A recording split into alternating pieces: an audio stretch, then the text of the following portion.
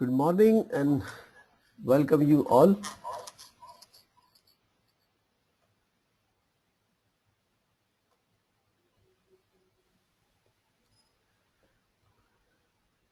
Welcome you all to this 6th day of this project management workshop.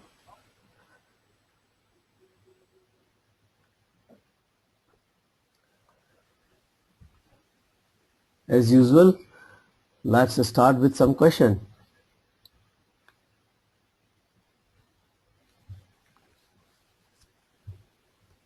Good morning, Rajesh, and good evening to you actually.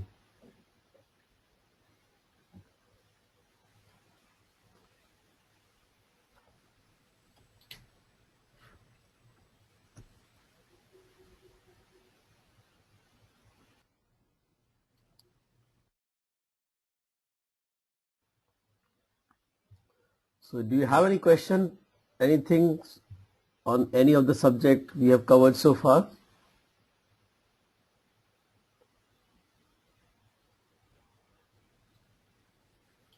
I'm okay, Vivek. Okay.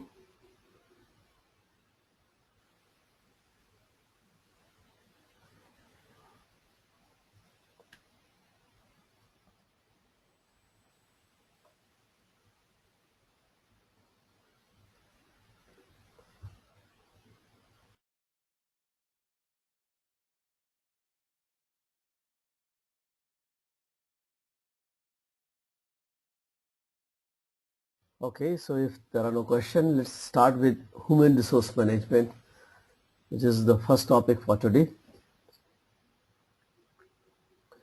So far we have covered integration, scope management, time management, cost management, quality management, right? Now it's the human resource management, and most probably we'll cover the communication management as well today.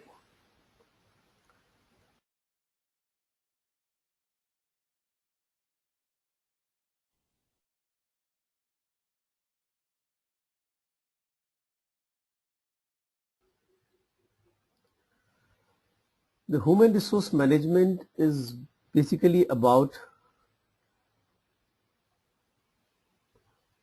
working with people, especially team.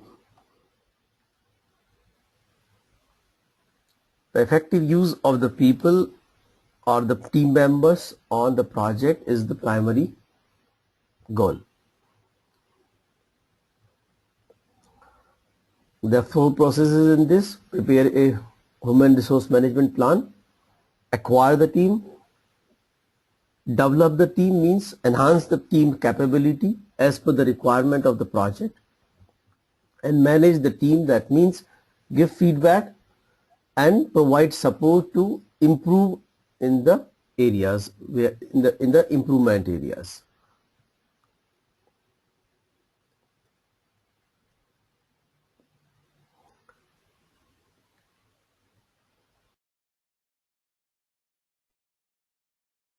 So that means preparing a human resource management plan when the people will be come on board, when they will go off board, what is the relationship among them, what is the roles and responsibility of individual members.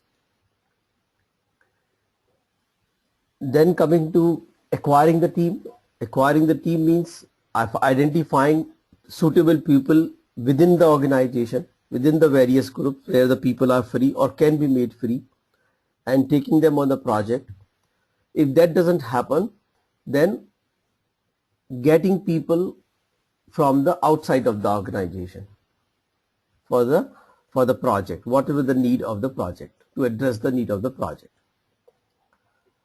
Once the team is on the project, the third step is to develop the team. Means probably not all the team members come with the full capability, or they may not understand the project nitty-gritties, all the things. So it is our responsibility to identify the gaps, identify the learning needs of the people, identifying where the team needs support, where the overall group required support, or where the team, the overall functioning of the team can be improved on, can be enhanced, can be made more productive. So ultimate idea is to create an environment where the team can produce, can give its 100% and more productive in the project. So that is the develop project team. And when it comes to manage the project team, it is about understanding what people are doing, understanding what is going well and what is not going well, and then providing feedback on the things which are good and the things which are not good, and providing support so that people can improve and enhance their capabilities and do the project work as satisfactorily.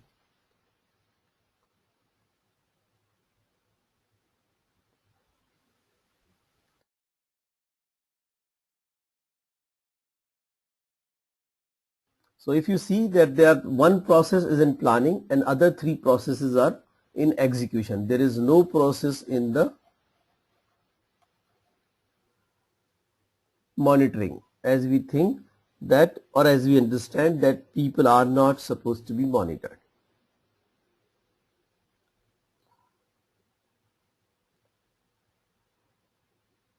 So what is human resource management plan? Like how we develop a plan for human resources? Anybody has any idea what actually we do to plan human resources on the project?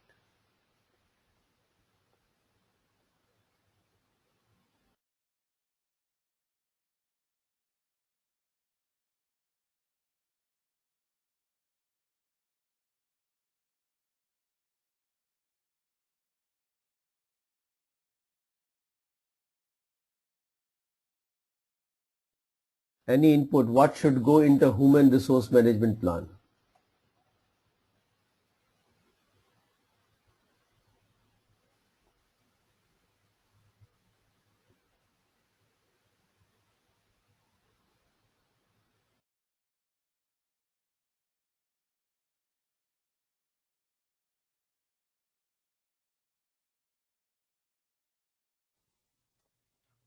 What are the team required resources for the project?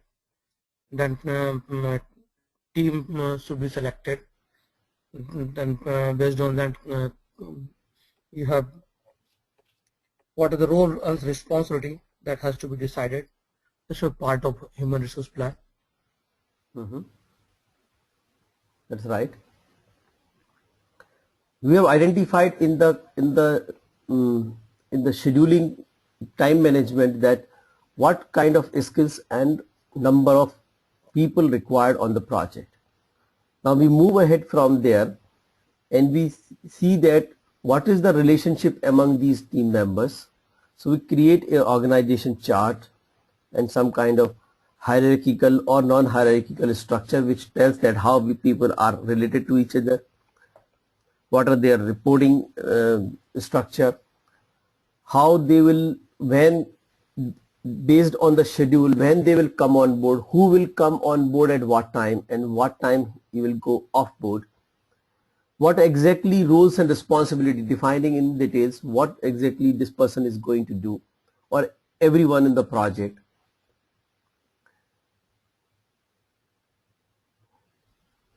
Through this, many things are required to do all this. One is this, though as per PMI, networking is one of the tools in planning, but I feel networking is a more an execution process. There is, I don't know how networking can be used in planning, but networking can be used to acquire people greatly. Like if you have a good network, you will get a lot of good people on the project. So networking, but as per the PMI, PMBOK 5th edition, networking is a tool in human resource management. So plan the human resource management.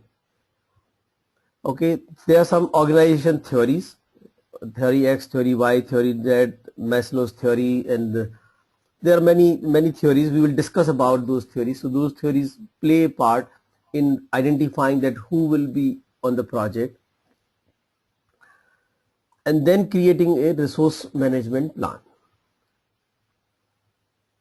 So such thing like you create a kind of a structure, you create a responsibility assignment matrix which tells that who will do what, who is accountable for what, who is responsible for what, who is to be informed when you are doing something, who should be consulted when you are doing XYZ work. This is a very important thing. It could be understood with a simple story like this. There were 4 people once upon a time. You might have heard this story, but it's good to go again. This time there were 4 people.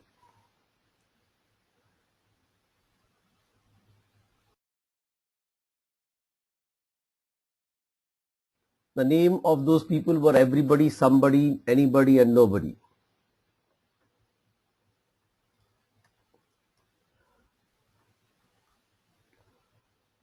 So there was important work to be done on the project.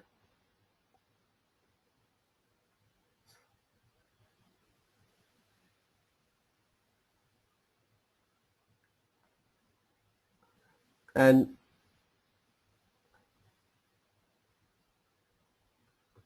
some important work is to be done. And this important work was the responsibility of everybody. So everybody was responsible for it.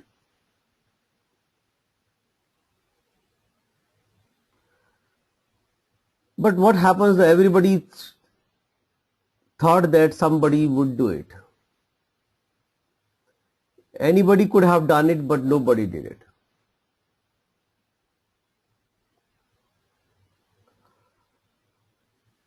Now somebody got angry because it was everybody's job, and everybody thought that anybody could have done it, but nobody realizes that everybody won't do it.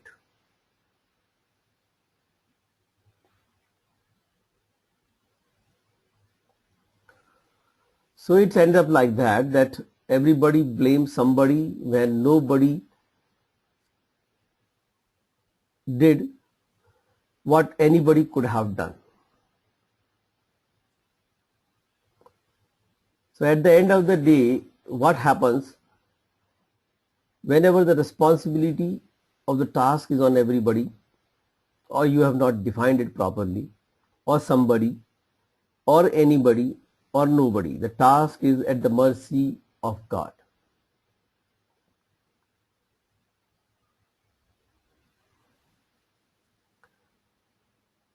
The project without responsibility assignment matrix, where the responsibilities are not being defined, are bound to fail.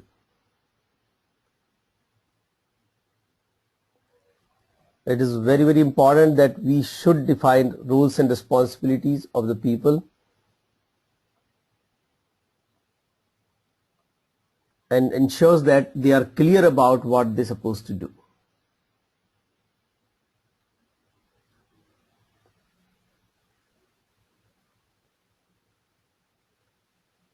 Therefore, every time you do, you ensure that everybody on your organization is clear about what that person has to do, for what he is accountable, for what he is responsible. So if you look at that matrix, it's talk about 4 things. Accountable, A stands for accountable.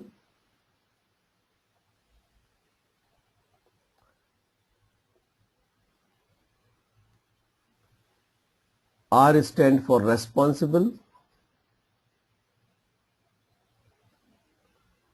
I stand for informed,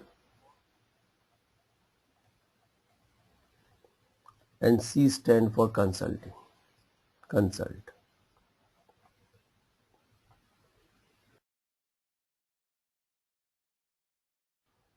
Now accountable means ownership. If work is not done, kick this person out. Responsible person means he is part of the team and he must do his job on the project. Inform means the person could be important, he is important stakeholder on that particular task. he should be kept informed what is happening on the project or on that task. And consult means there could be an advisor or could be another person who has expertise in that area, can provide some support. So for everyone we create matrix, something like that. On one side we put name of the people, let's say AA, AB, AC, and here we put the task, planning, design, and then we say AA is accountable, AC is responsible. When we say design, we say AB is accountable, AC is responsible, AA should be kept informed.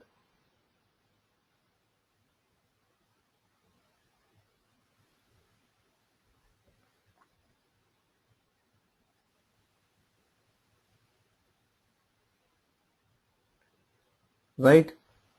So this is how we normally create our responsibility assignment matrix. This clarify everyone that who is the owner of the process, who will support the process, who will work on the process, who will be kept informed.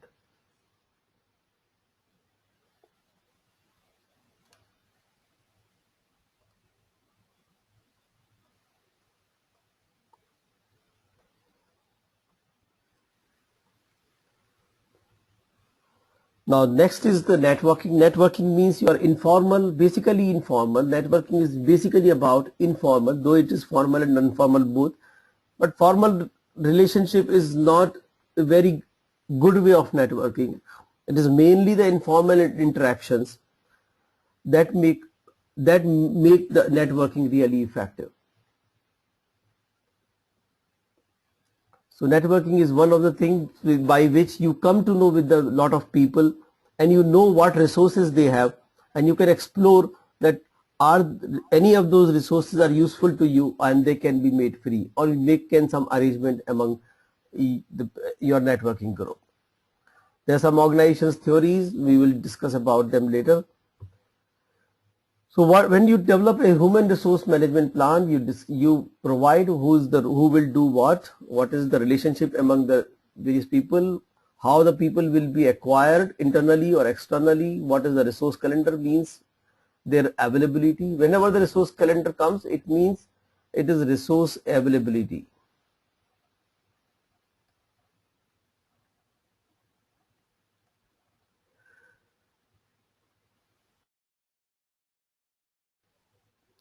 We need to identify their training needs, the gaps, what they have, what the project expect and what the competencies they have, and then scheduling the trainings.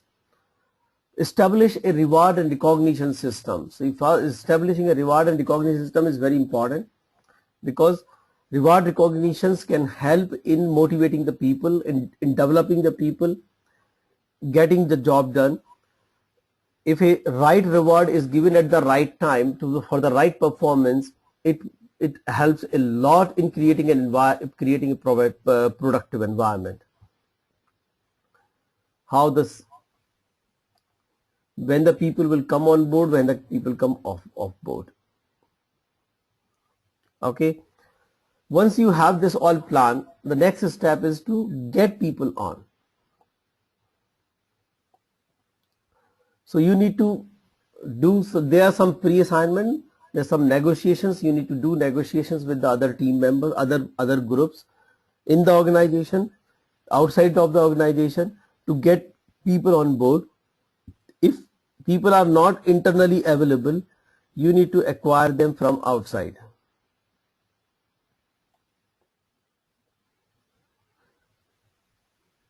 Many times even the outside people are not required, but there is a person, or there are people who are available at other locations.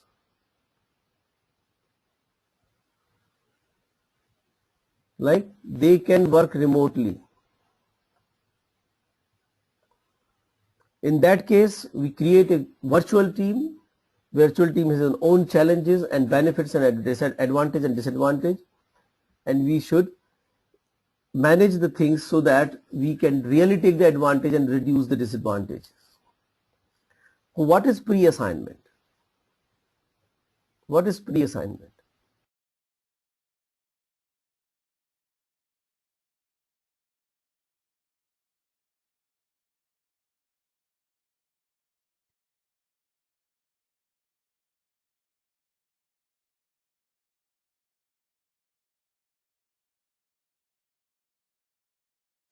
Resource who are already occupied with some other work and all.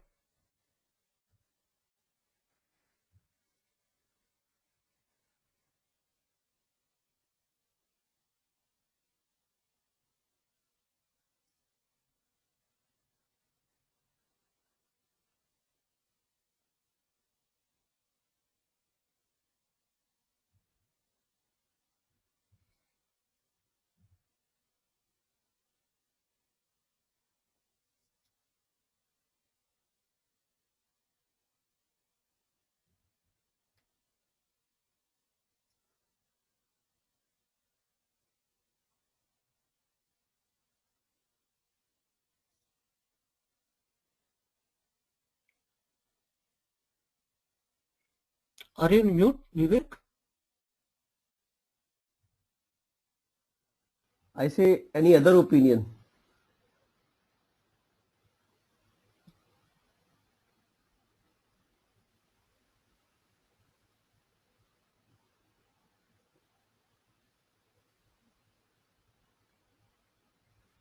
I say, any other person also have some idea about pre-assignment?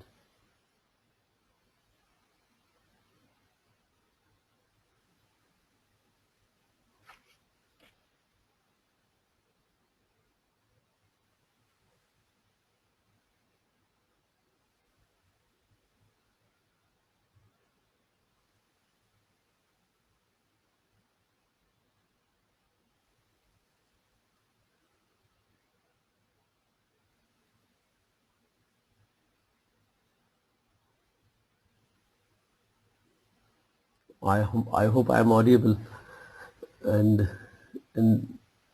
no idea. Is it something to do with before assigning any task, if we have something, some groundwork has to be done or something like that? Uh-huh.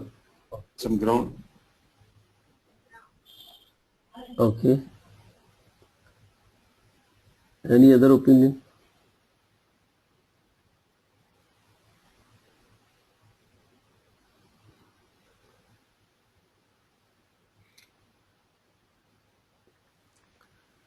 Pre-assignment is very simple actually. This is like many times what happens when you bid, when you give a proposal and the skill is very niche, often customer or stakeholders ask, do you have people of that skills? And if yes, you give us, they try to understand if the company already have the capability. Then they try to understand, then they say, give us a resume. So they get the resumes to ensure that the people are there, and then they ask for a commitment. Okay, if the project is given to you, these people will be on board. So the commitment is made in the proposal that if the order is placed, then these people will be assigned to the project, and that is called pre-assignment. What the project manager job here is to get these people on board as per the plan. You need not to search the people. The people are already committed. The project manager's job is to get those people on board.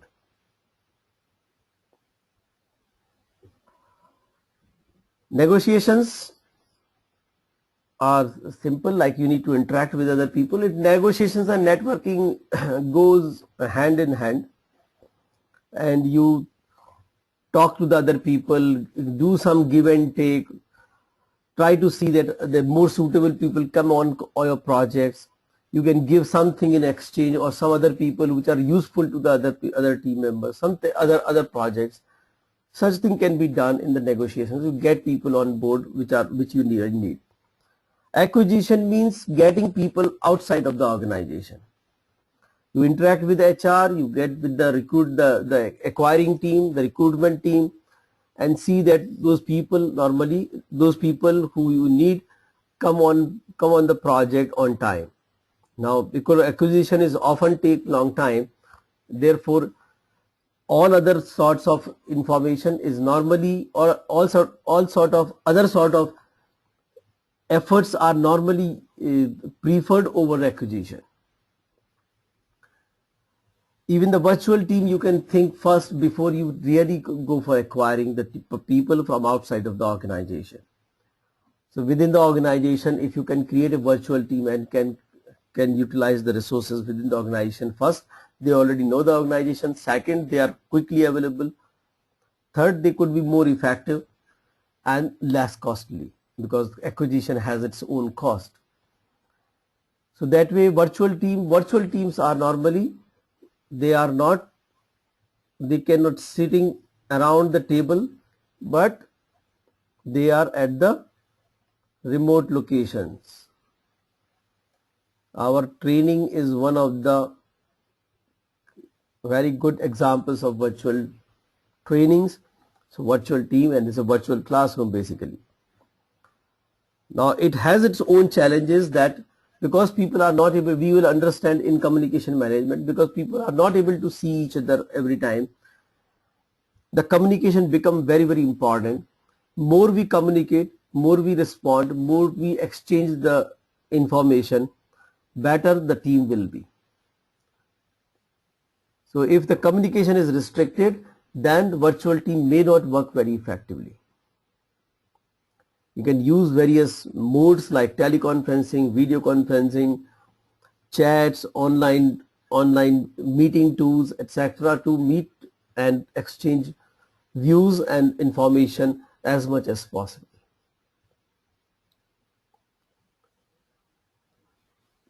You get the people on board, and what you do, you assign the work to those people.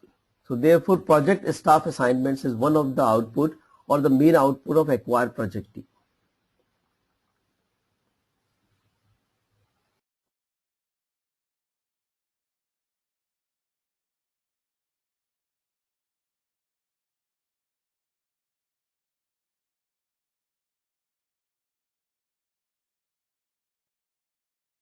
It comes to develop project team, that is enhancing the team's capability, enhancing the capability of individual people and all together as a team. Ultimate aim to create an environment in the team so that the team members are more productive and they give their 100% to the project. The main thing in this, build trust among the team members. If there are culture differences, there can be a minus point, but we can capitalize on it because there is diversity, and that diversity can help us addressing issues better or diversified things. But it will also has its own challenges. If we are good in managing those, we can capitalize on culture differences, especially in the virtual teams. What is important here is interpersonal skills. That is how people deal with each other. We can give them training. We can do some team building activities to enhance the interpersonal skills, how people interact with each other. We can make them co-located. So if their virtual teams are there, they're not necessarily all the time virtual. They can come time to time together and do some kind of exercise together.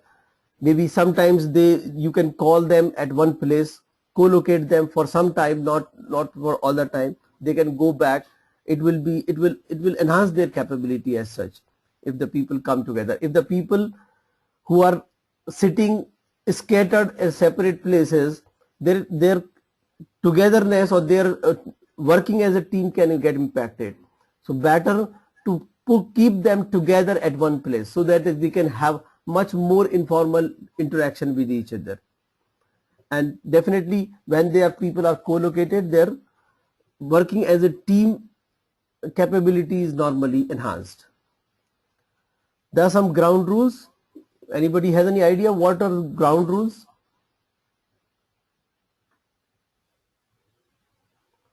Any opinion about what is ground rules?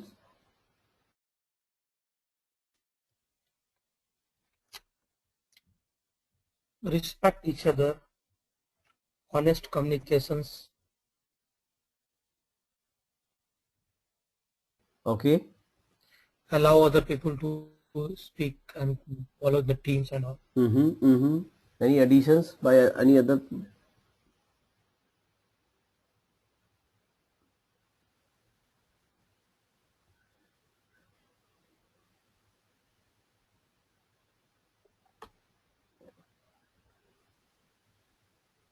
More on the basic normal ethics. Yes. What happened today? People are just celebrating Sundays.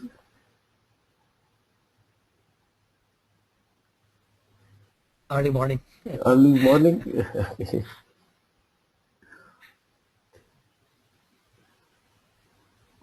Okay. Anybody else want to add? Ground rules would be more about general ethics and human behavior. Some basic rules of the team game. I mean, basically basic rules of the team spirit.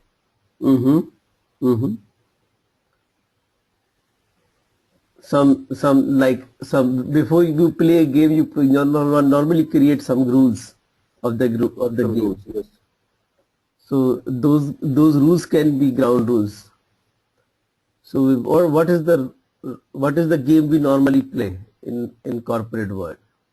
The most frequently played game is the meeting, right? Yes. So we play a lot of meeting game, and if we don't create any ground rules, then these meetings will fall into chaos. So what are ground rules? That we do not have the meeting without an agenda. That's a ground rule. If there is no agenda, there is no meeting. One person will speak at a time. Ground rule.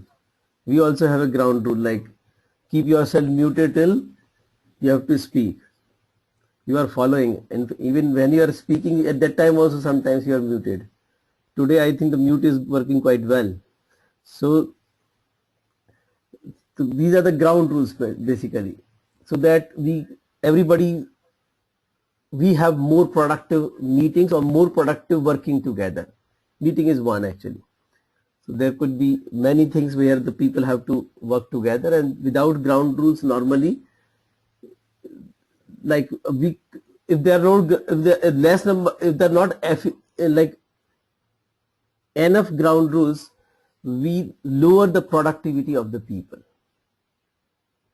Ground rules just set the expectations what we should have from the other people, and the people continue obeying the ground rules, make it more effective to work with the other people. So they are more predictable, their response are more predictable. We should have a reward and recognition system to motivate people, to help them achieve higher results, better results. So when the reward should be given to the people? My question to you is, when the rewards or the recognition should be given to the people?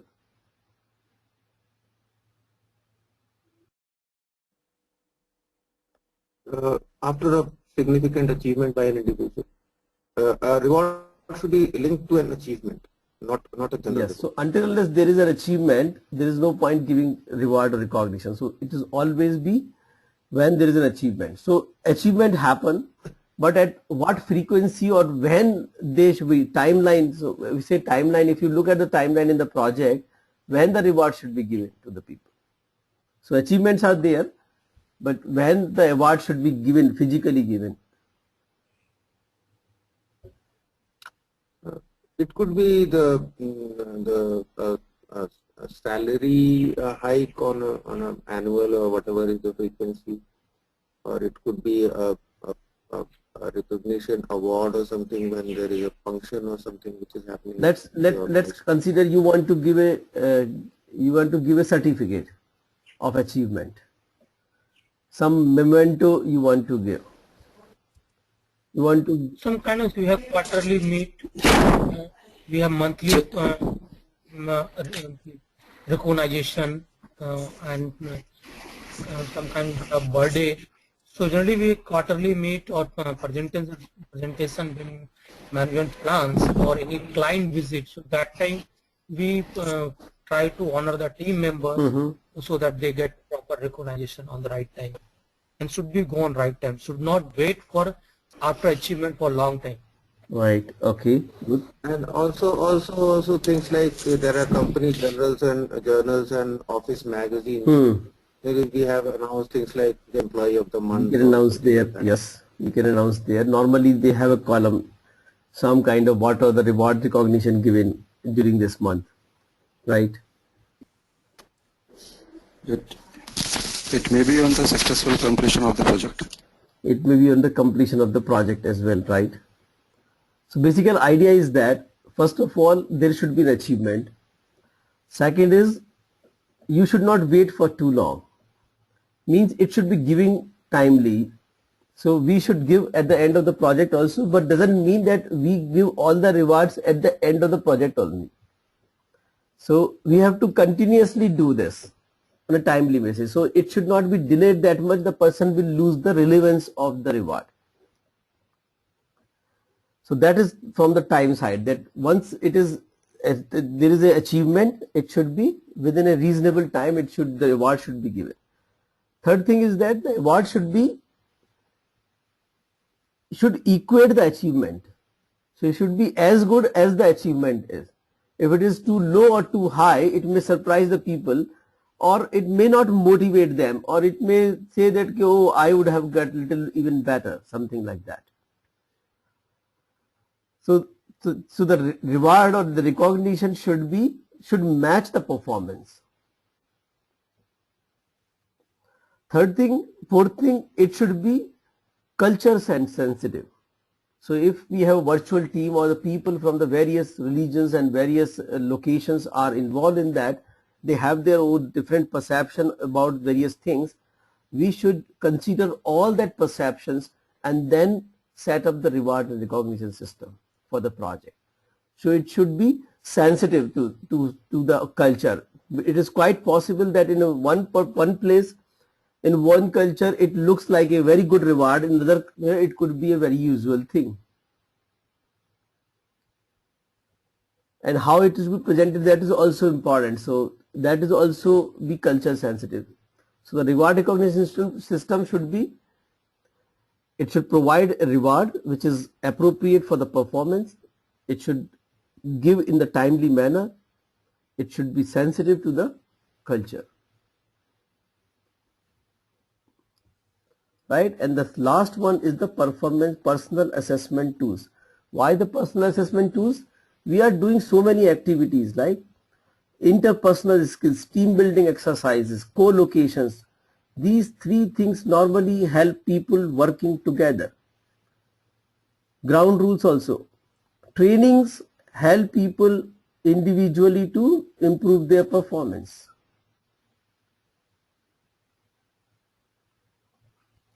So reward recognition also help individual people to improve their reward and their performance.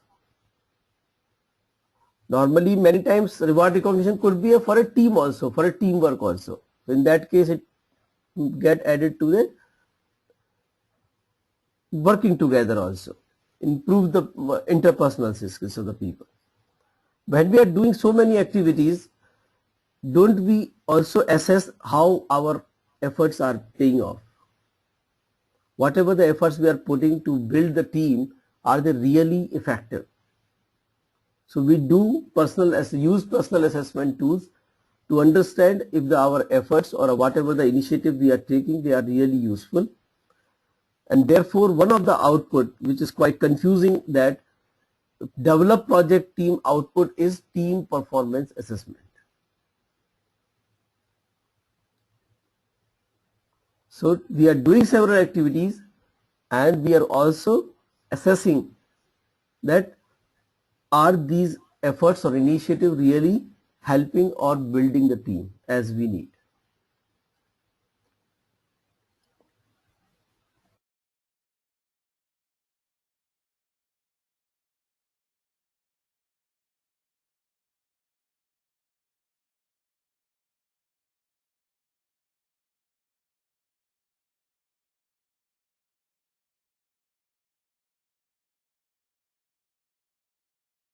One concept is here in with respect to the team, especially in the project.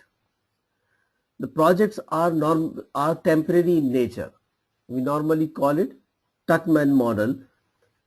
Tuckman suggested that how people work on the projects with respect to timeline, that first people come together in a project. So projects are temporary, so people are acquired on the project. So they come from very different background, different understanding, different places, and they form a team. Because they come from very different background, different culture, different understanding, different experience, they often have conflicts. They often have conflicts. Their views are not matching.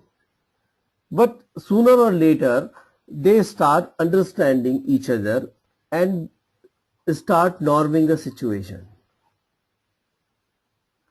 And if they are able to normalize the situation by understanding each other and having some empathetic thinking, they get time for performance. And once the project is over, they adjourn. Yeah, disperse. Now what equation here is with respect to this and this?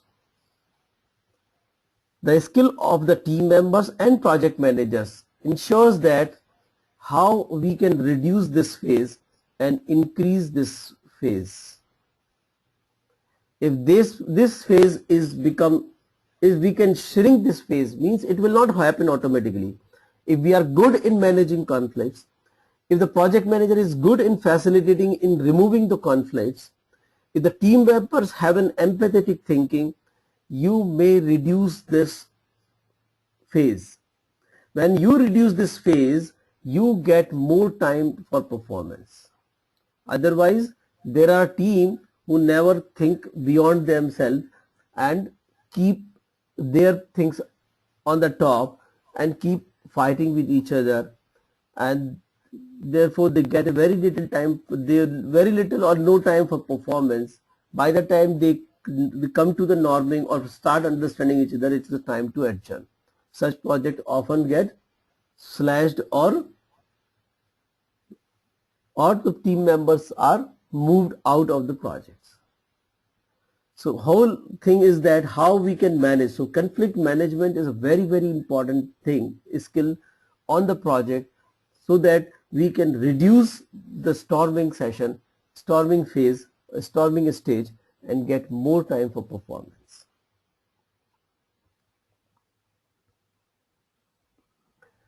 Ground rule, co-locations, they also help in working together.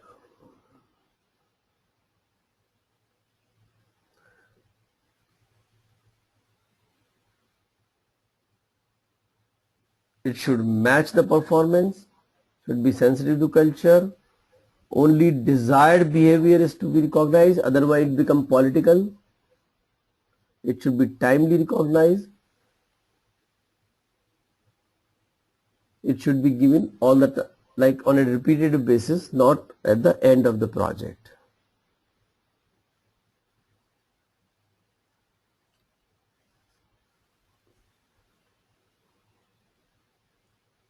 So we assess that what is the performance of the team.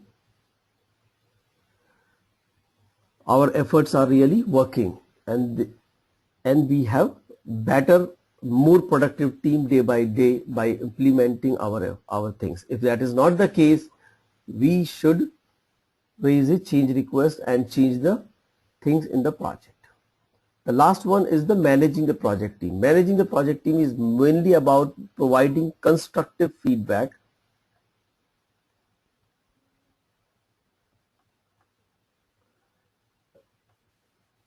and helping them to improve on. Helping them to improve on, resolve any issues or conflict if they have. So what the team member has, what the project manager has to do, create a issue log and maintain issues in the issue log so that you can take them to the closer. Observation and conversation. What is observation and conversation? Observations and conversations are like keep your eyes, ears, all senses is open so that you can and be with the team so that you need not to hear from others what is happening. You know yourself what is happening and provide the feedback based on your own experience, not by listening from the others. Do performance appraisal. When the performance appraisal should be done?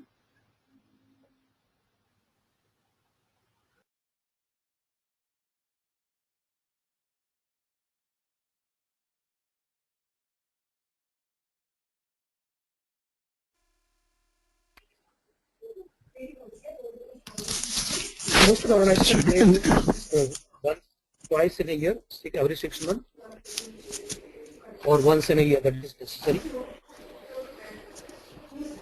This should be at regular interval, frequent interval.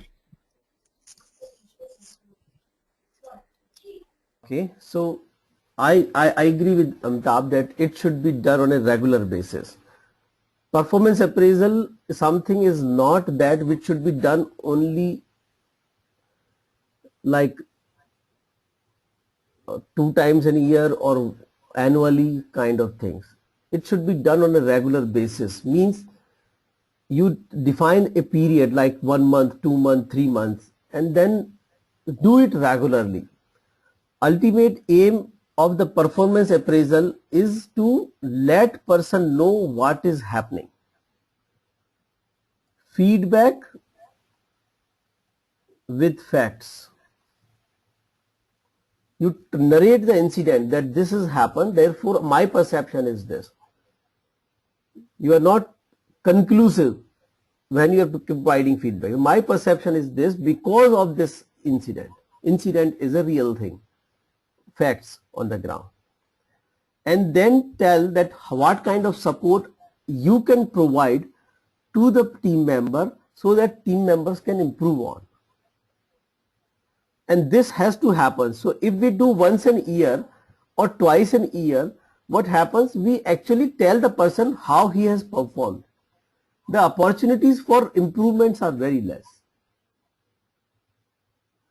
If we provide feedback on a regular, like every 2 months, if there is nothing for improvement, at least you can tell the person that this is going very well.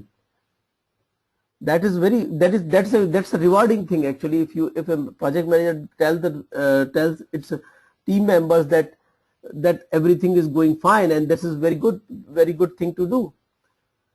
So those people are normally motivated by hearing such things. So even that is a feedback that nothing to improve right now, everything is going very fine. Or if you provide the feedback, you should provide the feedback with the intention that I am here to help you out to improve on, not to blame you why this XYZ has not happened. So that when the annual appraisal happens, you have an already improved person.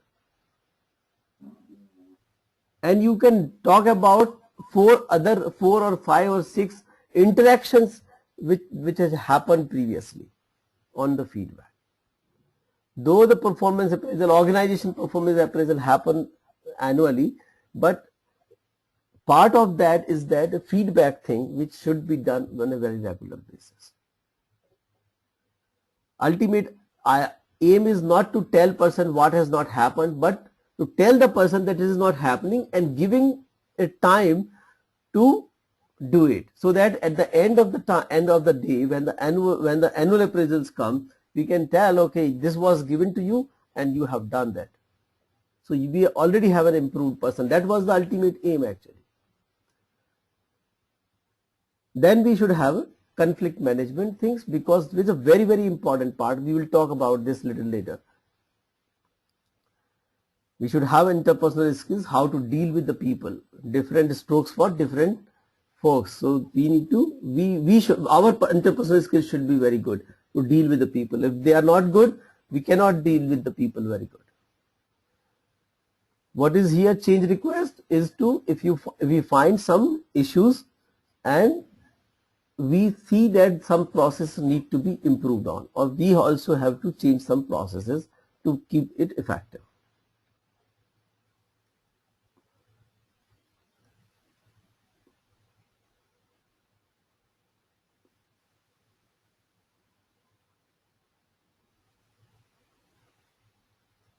If feedback without support is useless.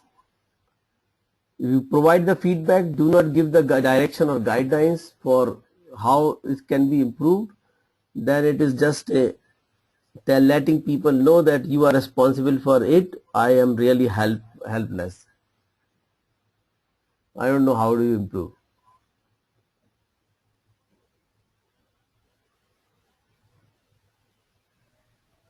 We'll talk about this conflict management in coming slides. Okay, so let's talk about some of the concepts in human resource management. The first one come into Maslow's hierarchy of needs. Maslow did lot of research in human resource and come out with this hierarchy of needs. This is a basic thing is physiological requirement, food, water, clothing, basic things absolutely, which are basic for survival. These are physiological needs and are lower level needs. They do not impact much. They do not lead to a very great decisions. Safety is next. The person should feel safe within the organization or within the group or within the team, not only physically but also mentally. Third thing is social need, how we create a social environment in this, how people have an informal relationship with each other, what kind of social gathering we do beyond the work, how we network with each other, how we make friends, how we make fast friends and not so fast friends. So that if that environment, the person creates some bonding in that, friendship bonding and other things, the chances that person will not go away for long until unless something really forcing him. But these are needs which are lower level needs. The higher level needs of the persons are self-esteem and self-actualization. Self-esteem means self-respect, my own respect, how people deal with me, how people help me or respect my identity. If that respect is taken for granted or it is offended, then people can take bigger decisions, and these things may not matter much in that case. Even if you provide all this but self-esteem is not there, then person will still be move on, maybe silent, but will not participate, get demotivated. The biggest thing which motivates the people is self-actualization. That is what they want to achieve, how they can grow in the organization, their growth path in the organization, opportunities to achieve what they really want to achieve. That is the self-actualization, and that's drive the people. So if I understand what person, I have taken a team members on my team, I have seen that if I have understood what he wants to achieve and provide an opportunity in my project for him to achieve those things, the fair chances that that person will never like to move out of this group. But hurried project managers, hurried organizations looking for quick results often blind on all this thing, and therefore you may find the people are not so connected with the managers they're supposed to be. But some managers are good, they all understand well, and they first understand this thing and see that such things are achieved on the project. or if they cannot be achieved, they normally promise people that you do this work for this much time, I will ensure that you get this after this assignment. Because this is what the driving force. This is, if you give a lot of respect to the people, they will stay with you. Self-satisfaction comes from self-esteem and self-actualization. My question is, where the salary come in this hierarchy?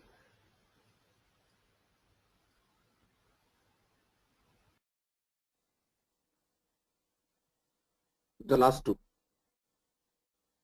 Sorry, say it again. I said the last two, physiological and safety. Physiological and safety. Salary. Okay. Any other Salary. Salary has not much to do with esteem and social and self-actualization. A little, not much. So what is safety, physiological? Yes. Okay. Any other opinion?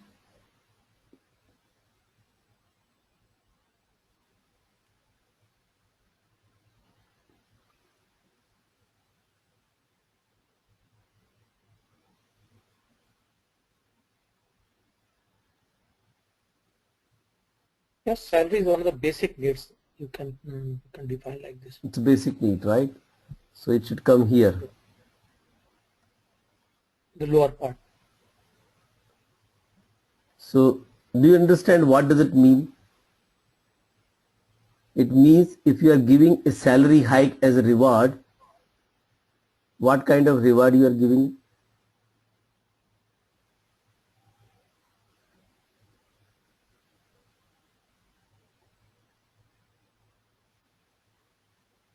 Very basic reward. You cannot give anything lower than that.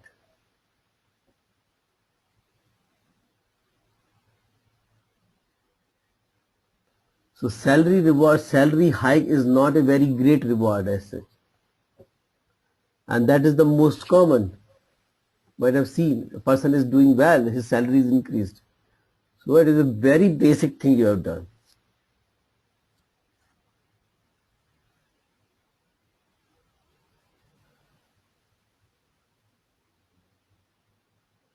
Right? Don't expect the person should be too much motivated. Wherever he get another salary, little more than that, he will move on, because nobody has taken care of these things.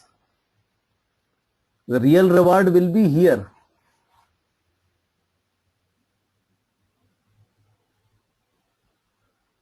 But who cares for it? Who will have the time to understand what this person really want to do in his life or in this organization, how this person can really go to a growth path? Who has time to understand all this? So this is simplest reward can be given, but it doesn't have much impact. It looks like it have a lot of impact, but it is not actually.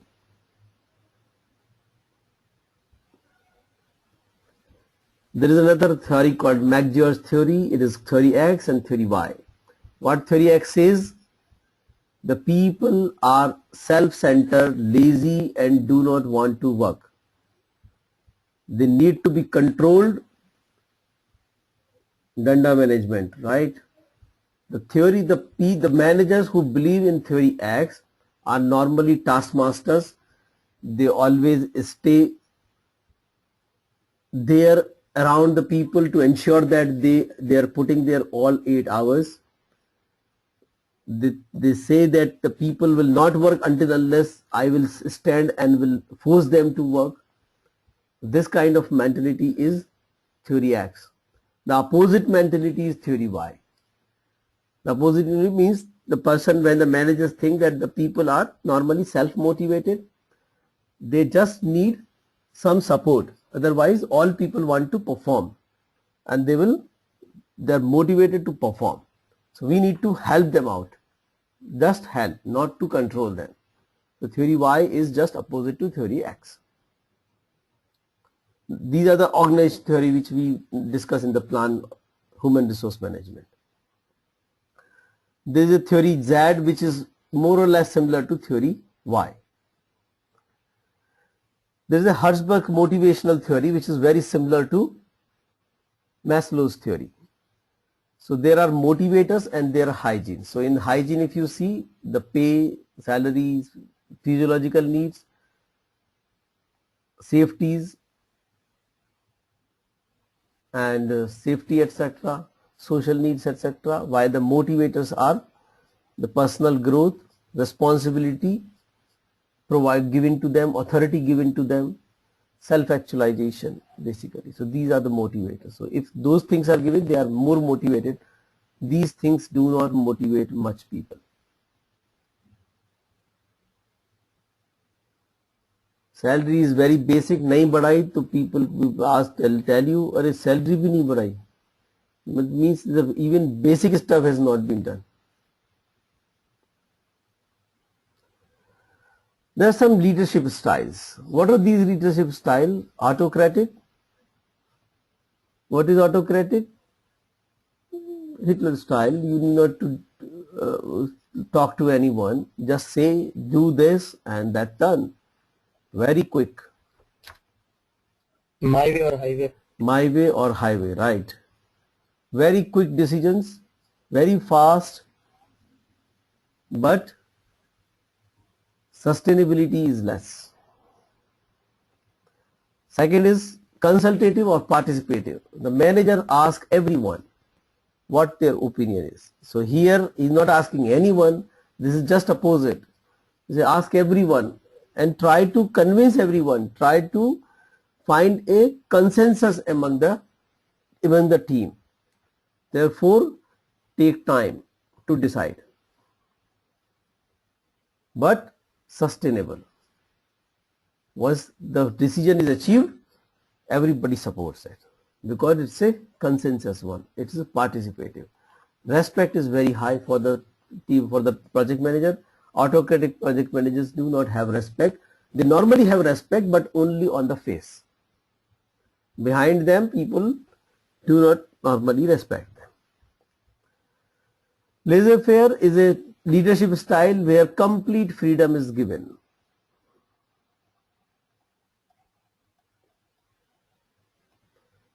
So this type of leader normally provides complete freedom, maybe selective also. So, but complete freedom is given. So do anything, even the person is looking for some support, he may not, you may not provide that support. Is okay, you are well capable, do whatever you think is right. Bureaucratic, do even if it is irrelevant. You know, yesterday we were talking about a question, this about the audit. We say this audit is an organization mandate we have to follow. This is a bureaucratic answer. And then other answer is that this will help a lot. This will provide us the opportunity to improve on. We should do better. They will surface, they will identify lacunas and best practices and issues in the process, and that will help us actually. That's a participative response. Manipulative is the best kind of leadership. Don't show, it's a stage managed. You manage the whole show. Your boss is coming, you want to see every show, everything is going to be fine here. So you tell everybody, you will ask this question, you will respond this, you will ask this. When such questions come, please respond only this. So everybody is, the whole script is already written. Boss comes and then the same script is narrated. Boss think, oh, that's a great thing. Nothing is great, but everything looks so great. Expert means you are expert of one in a technical manner, more technical. So in this, when you talk about this technical subject, people know that you are expert, they normally follow you. So when you exercise these leadership style, these leadership style come from you assume some power, and the basis of those powers are like this. So you get two type of powers, due to position and because you earn it. So first is the power to penalize, power to reward, and power of legitimacy. Means I'm a project manager, I think this is to be done, please do it, even if you do not agree. Power to reward, I feel that you are doing a great job, I recommend this. The power of penalizing, I think this is not good enough, I am moving you from this place to that place. All these three power come due to position. As soon as you move out the position, all these powers are gone. While the expert, I say you are more technical. You have an expertise in particular area. In that area, if you say something, people are going to follow you because they know you are the expert. This is earned. You have a position or you do not have a position, you are the expert. What is referent power?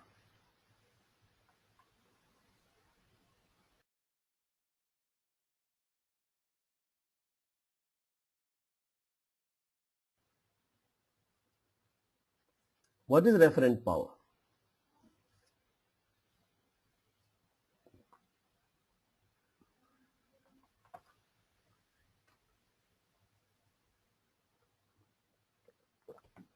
Somebody likes you, somebody have your different, your presence, your charismatic, that kind of power.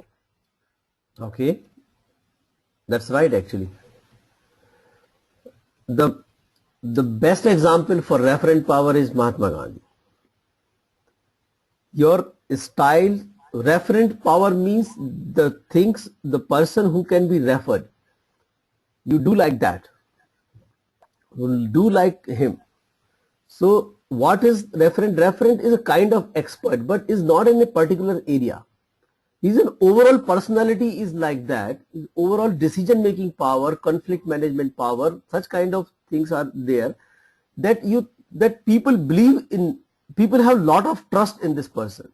So if you have a referent power, means people trust you whatever you do.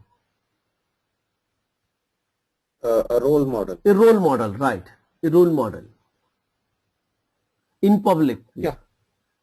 You say that if people talk about your name, you immediately come to as an honest person.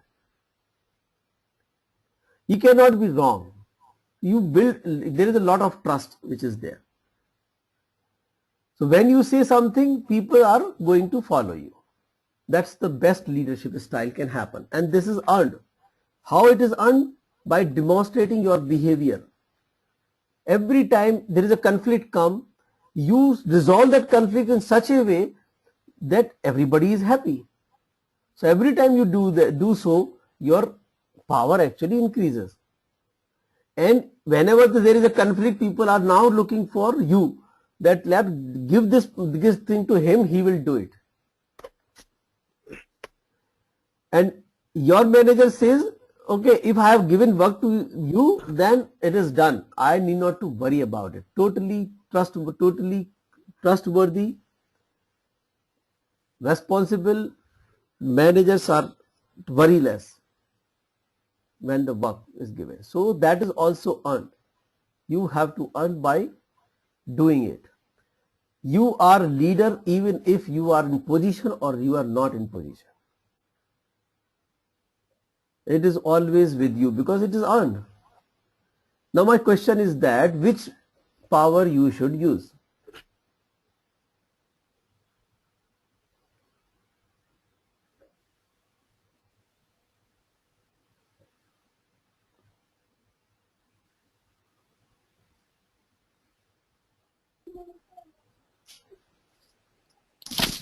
Earned one. Sorry?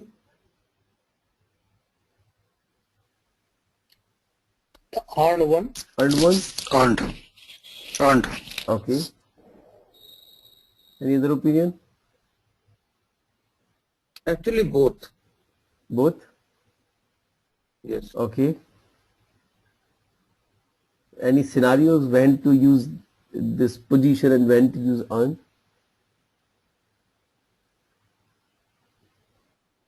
For example, somebody may be very referent and an expert, but he does not have the power of a CEO. So CEO is due to position. Right. So and CEO may be referent and expert also, but his power and authority comes because of his position. So it is both, combination of both. Okay. That may be right actually.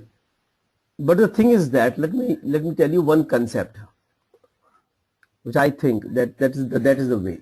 In any situation, you have the choice to use any of these power. In any situation, because you have some position and you have something earned.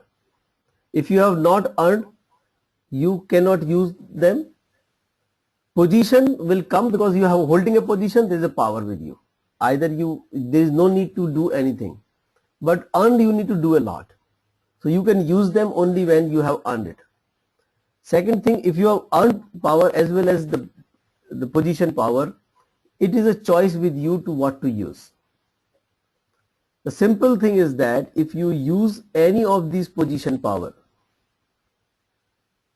there is something called credibility.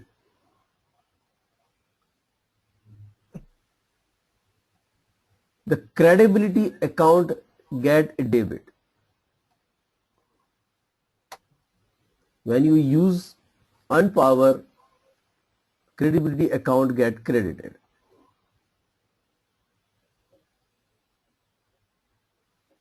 So you use both, but keep this in mind.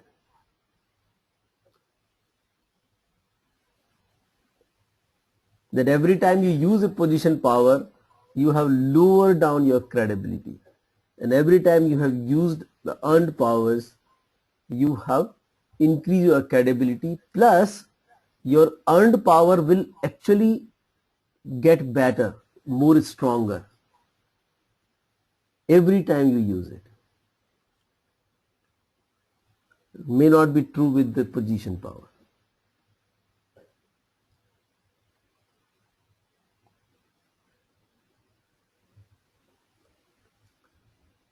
Now let's look at the conflicts. That is the last thing on this subject.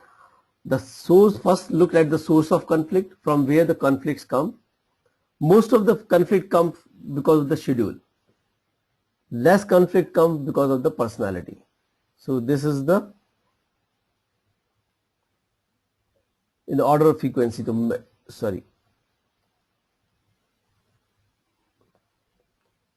most of the schedule, then project priorities, basically schedule, resources conflicts. These are higher number of conflicts you will see. But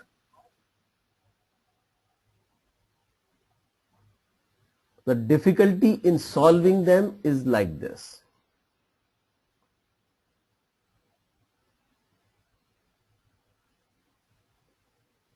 This would be easy to solve, though there are many. These are difficult to solve.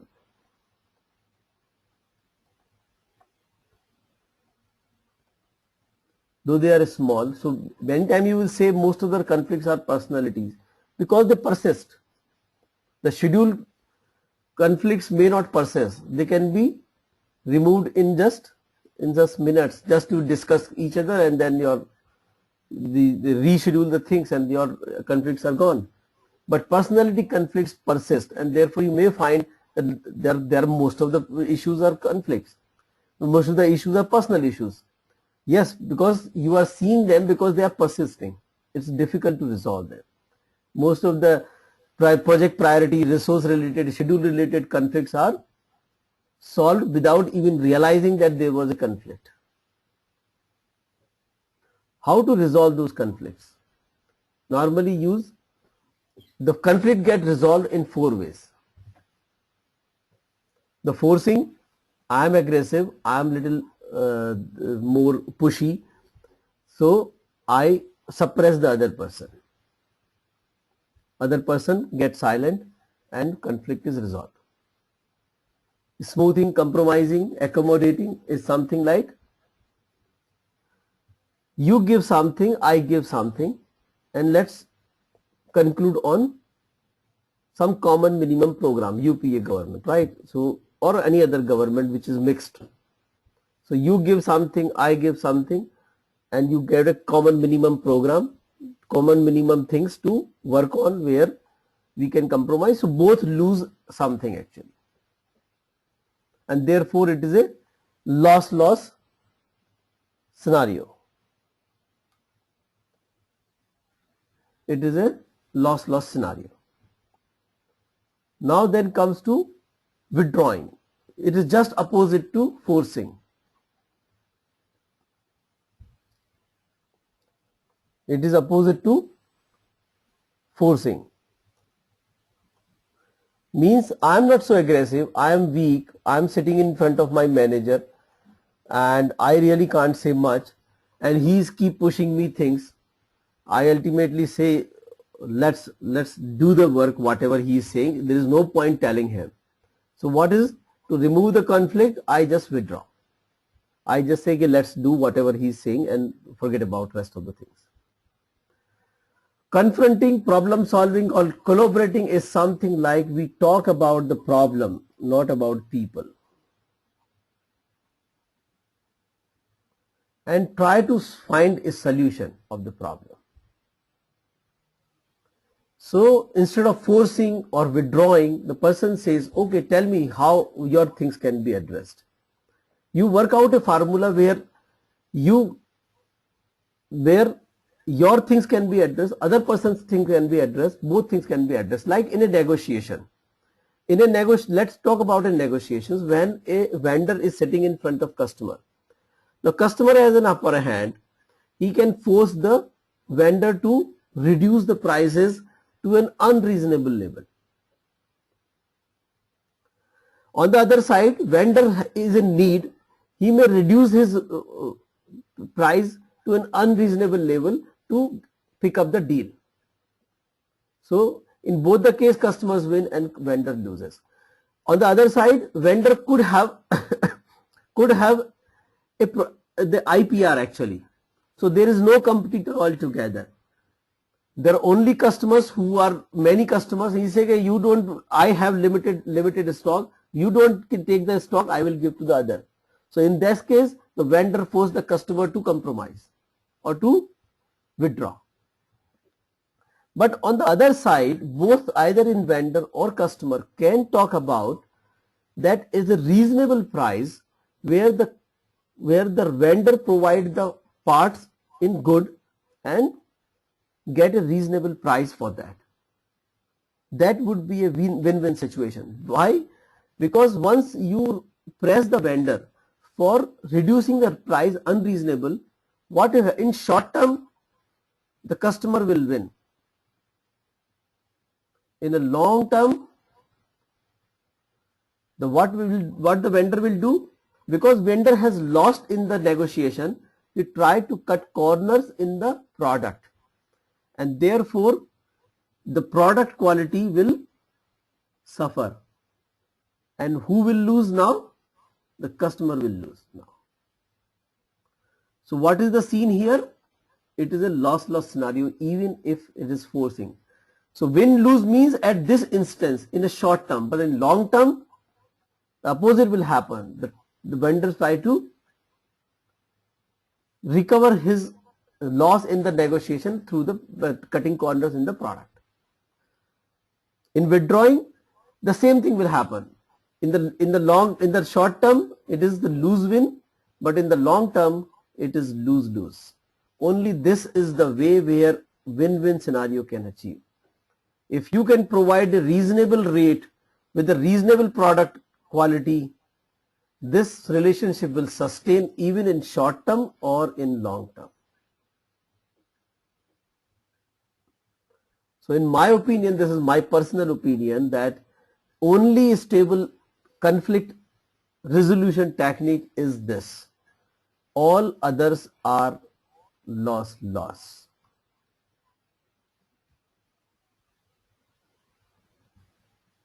If you think long term.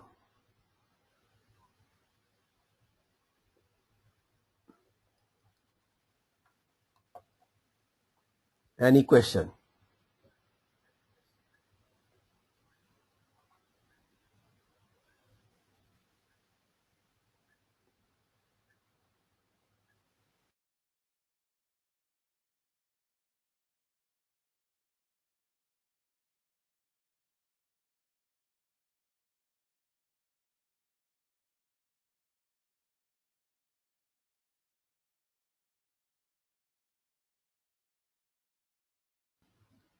If there are no questions, then we can go to page number 301 in the handouts and can attempt these questions of human resource management.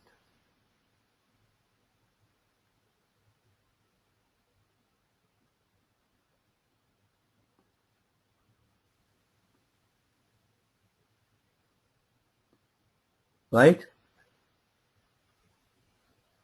Let's attempt these questions, and when you are done, please type this in the chat box.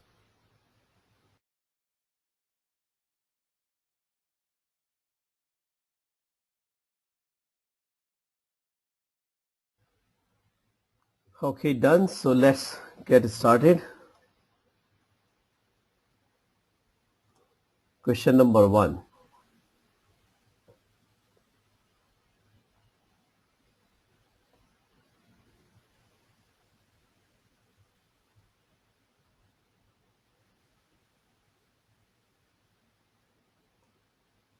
One ka D. Okay, great. Question number 2.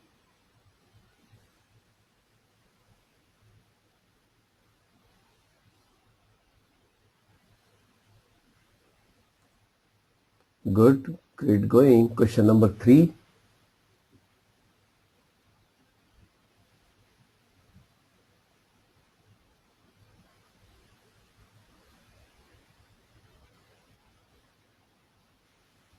Okay, that's good. Question number 4.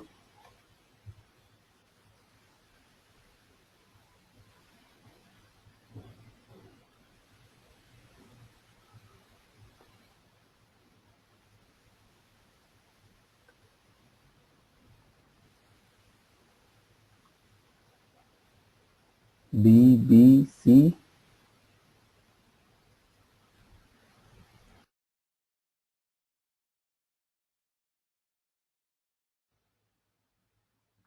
Okay, basically it is B. Why not C? Because training normally help individual performance.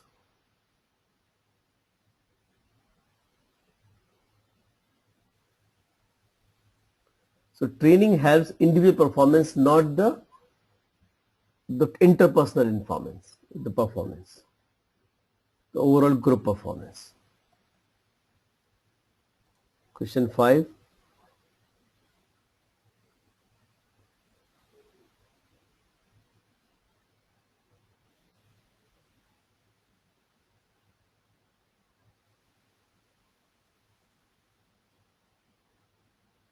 Okay, that's good.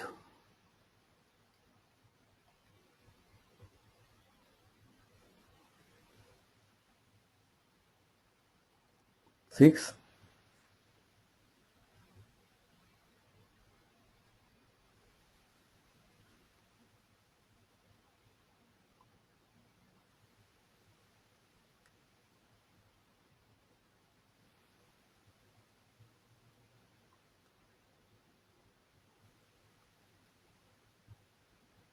This is a simple one, right? Anyway, what about 7th one?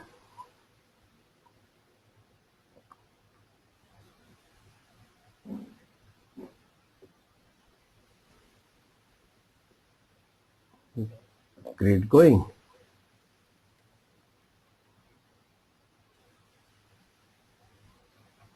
What about 8th?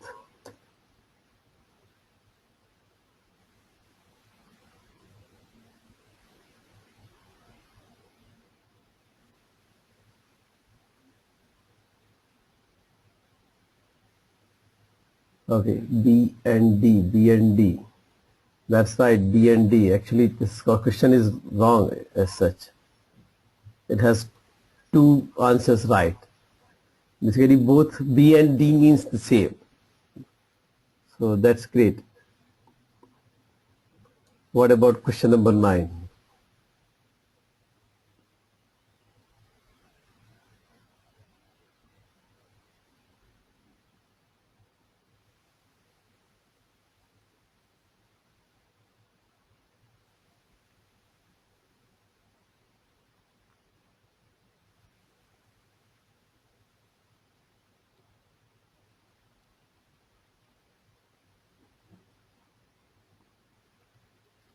All A?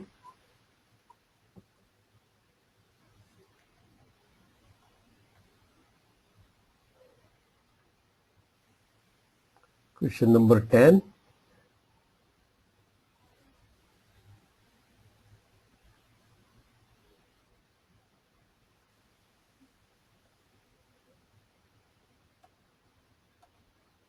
Question number 11.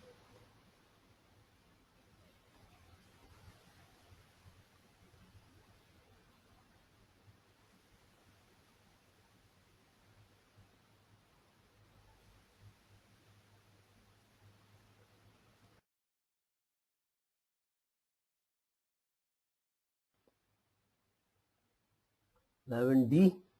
Okay, question number 12.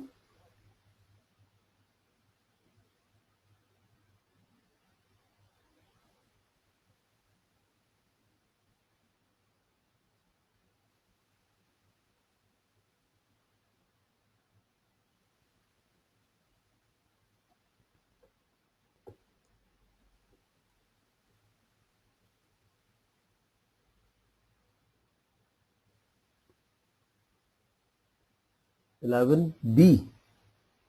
12. 12.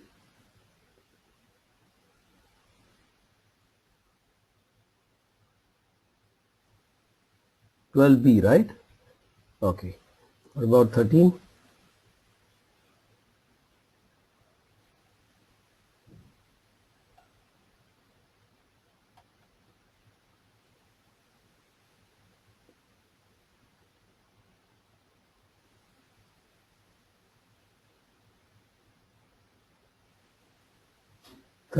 All C.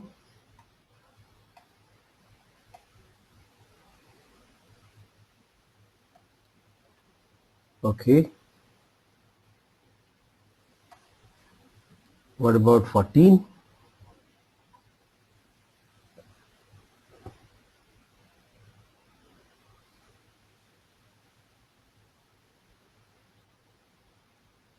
Okay. 13A, 1C. What is responsibility assignment matrix? A tool to define relationship between, Should be A. Should be it could be A. Okay. If it is not necessary to follow, then it doesn't have any point, right? What about question number 15?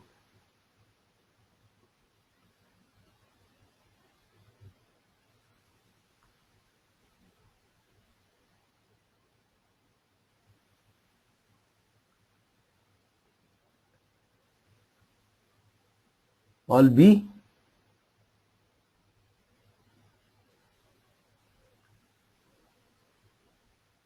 Just tell me, you people do not have answers of these questions. This is great, yeah. It never happened in my life. This is the first time seeing not a single question is required to be discussed.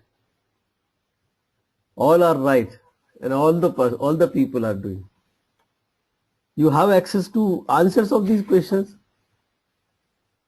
mature project manager. Okay, actual project managers. Okay. Everything is learned already. Great, yeah. And this HR management, I think most common for all the project manager to handle with. Yes. That's right.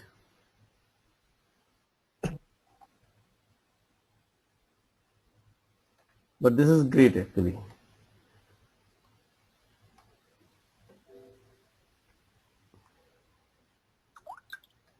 we have to take break at 9 o'clock, right? So I will continue with the next one. Yes. Yeah, 15 minutes more. Yes, I will continue with the next one then. Next one is communication management.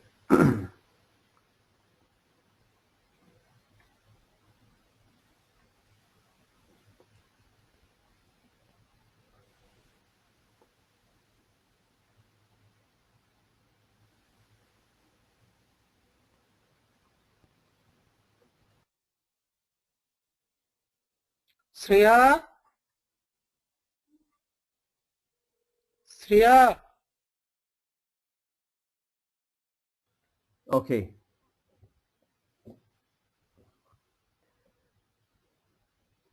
So in communication management is basically about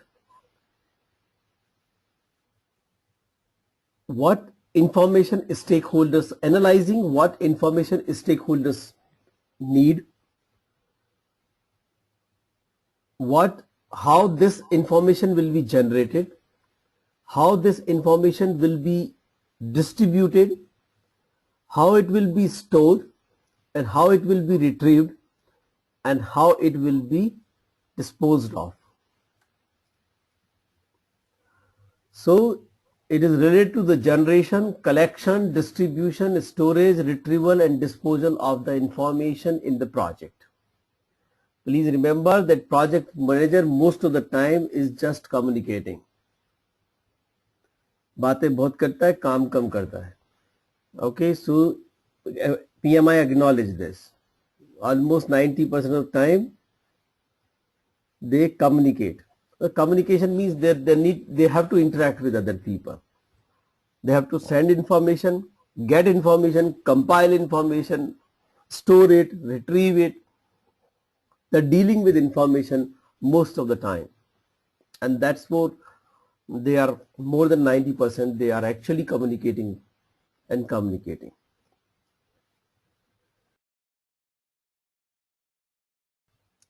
Let's understand a very basic model of communicating. Sender has a thought,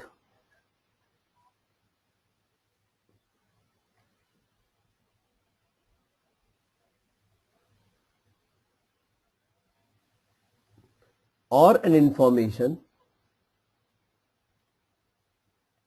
How it shares? It shares into an encoded form. What could be in encoded form? It could be a language, for example, English. So thought converted into words, information converted into words, that is encoding, and it's transmitted, is spoken out to the other people. The other person, the receiver, receives it and decode it. His chances of decoding depends upon if he also knows the same language or the same communication method. So the other person also understands English, will be able to decode.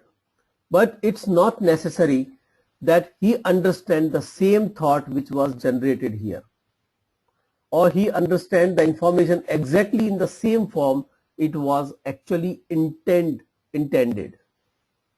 What was the intention of sender? The same way it will be received by receiver. It's not necessary.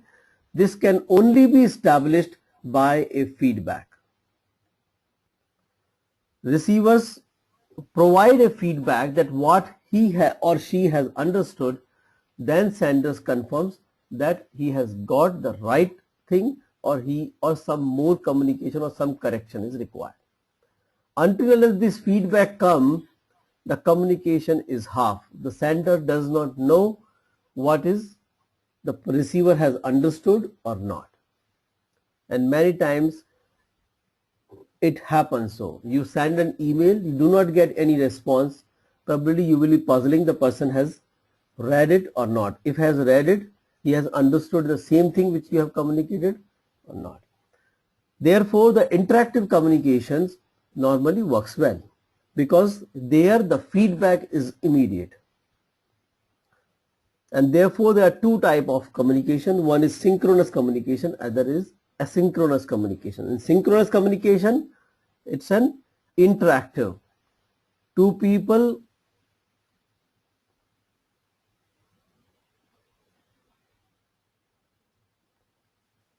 sitting in face to face can talk to each other, get immediate feedback, and can speak much more effectively. Or they can speak over the phone. That is also interaction. The feedback is immediate and they can have an effective communication. But when the communication is offline, you send the information, when he receives we don't know, and then he responds, we don't know when he's going to respond. That's an offline, or one is interactive asynchronous communication. Synchronous communication, interactive one. Asynchronous communication is an offline one where the feedback is not immediate. Few more things come into picture in this. One is called the medium, what method is being used to convey the message, and the second thing is a noise. What is noise? Do you have any idea what is noise?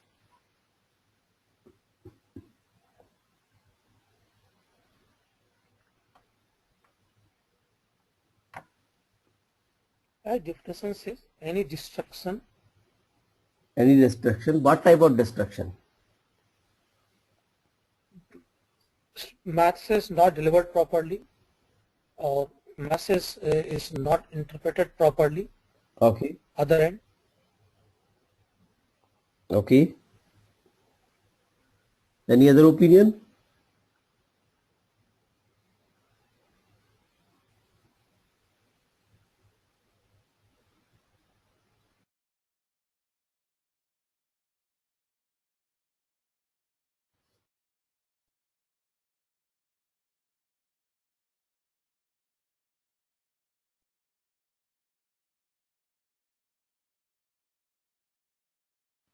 Okay, so there are two things you said. One is message not delivered or message not understood properly. Message delivery may not be a noise. Well, normally we can call noise which change the meaning of or make it hard to understand. Noise is a distraction during the transmission of the message that either change the meaning of the message or make it hard to understand. We do not call something as noise which block the message or not allow to deliver. So suppose your email exchange is not working, your message is not delivered, this is not noise. But you are at one place, have a different background, you send the same message to other person who has a different culture, different phenomena, different background. He interprets the message very differently. It is a noise. So culture differences is one of the noise. We often call it barriers. The communication barriers. Communication barriers are not that some device is missing. Communication barriers are the things that change or make it hard to understand the meaning of the message. There are various dimensions of the communication. One is the medium. It could be, communication can be written, oral, formal, informal, online, offline, synchronous, asynchronous, verbal, non-verbal, through body language or through tone and pitch. Normal tone and pitch come with verbal. Non-verbal with body language. Internal or external, within the project, outside of project. Vertical or horizontal, with supervisor and the subordinates. Horizontal with peers. Your writing style make a difference in the communication, play a significant role in communication. That is how you structure the sentence. Your knowledge of the language, you are speaking in active or passive voice. Normally when you communicate, it is made of two things. One is verbal and non-verbal. Now non-verbal part is also divided into two things: the voice, the tone and pitch, basically voice, tone and pitch, and second is body language. So what you speak, how you speak make a lot of difference. So what is sarcasm, like sarcastical comments? You words are different, but you really mean differently. How you mean differently? Because your tone or pitch is like that, the other person get it, that the person meaning the opposite. Okay, your body language plays a very significant role. It is much more effective than verbal. If your body language is different than what you are speaking, the people will not believe on your words, they will believe on your body language. Many times you may find people asking for the way, they show you the hand on the left hand side, but will tell you go right. Many times it happens. You will believe his gestures more than actually what he is telling. And that is normally right also. What the gesture, the hand is going on the left hand side, that means the actual thing is on the left. Is confused in the mind or maybe engaged with some other things and telling right. So body language is much more effective than the verbal, and definitely tone and pitch also change the meaning of the whole thing. So verbal means the words you use, they play only very insignificant part, that is only 7%. Rest of the things are. But when body language is missing, especially in virtual communication, the words and tone and pitch become significant and they play a bigger role in communication. So when body language is missing, the words you need to be more careful about choosing words.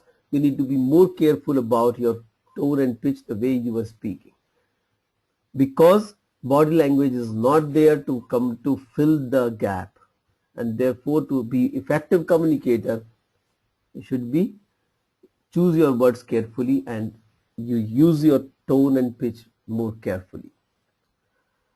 There are communication skills which are required, and basically which is the most important communication skill is required is active listening. Unfortunately, it is missing most of the time.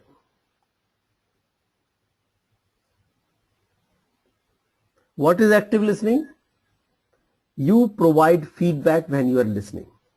Active listening means we provide feedback when we are listening. How we provide feedback? By questioning, fact-finding questions or some narrations, some probing questions. You paraphrase something, you talk to the other person, you say, either you ask a question, you shake your head or other part of the body in yes or no, right? You just shake your hand, you don't speak anything, but that is providing a feedback to the speaker that are you understanding or not understanding, are you with him or you are not with him. You question, you paraphrase.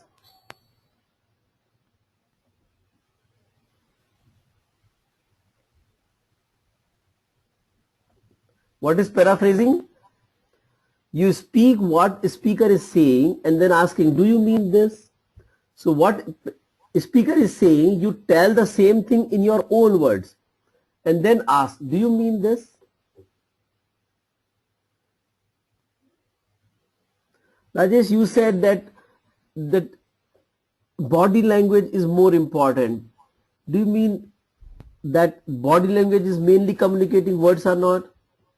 You may not be agree. You say no, words also communicating, and body language has more impact.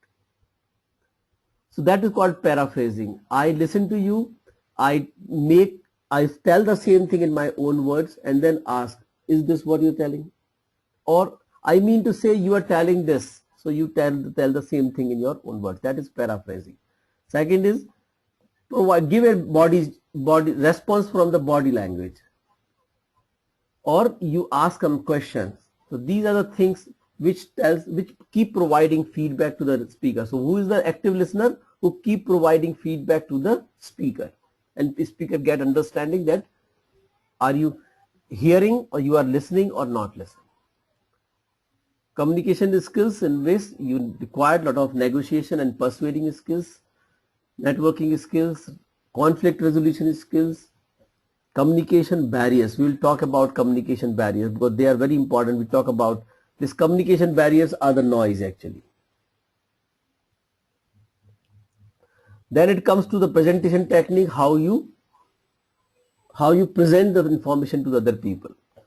If it is simple information, okay. If it is simple information, it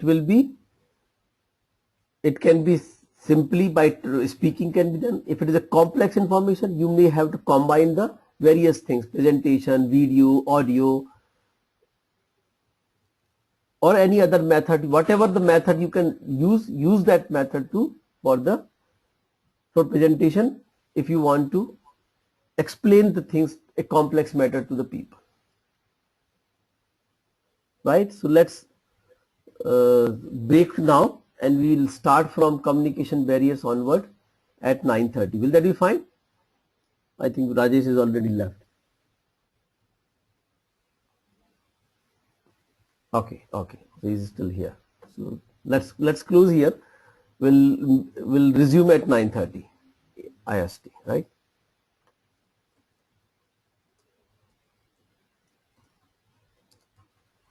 Resume at 9:30 AM IST.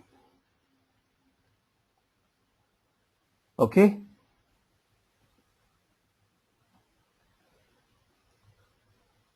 So we're talking about communication dimensions, and one dimension is communication barrier, which is very important because we need to take care of this for an effective communication. What are those barriers? These barriers do not block the communication, but they change the meaning or make it hard to understand. So lack of background information, because the background information is different, people perceive the information from the same words differently. A classic example is this, that you give a book to read to 10 people and you ask what they learn. You will find all 10 people will give you 10 different opinions and 10 different learnings or 10 different message. Maybe some of them would be similar, but you will find a variety actually in that. Why there is a variety? Well, the text of the book is same. Because their background information is different. When the new information comes, people correlate the new information with the background information and then make out a meaning. Therefore, everybody, whatever you say, may have different opinions. So background information may play a significant role in changing the meaning of the message. Cultural differences similar to background information. Use of jargon, especially with the people who have less knowledge of that particular industry. So for effective communication, jargon should not be used or should be used as less as possible, or if they are used, their meaning should be clearly described. Wrong format, maybe like the format for a specific type of communication should be different, but you are using some different meaning, it will make it ineffective. It will make the communication ineffective or less effective.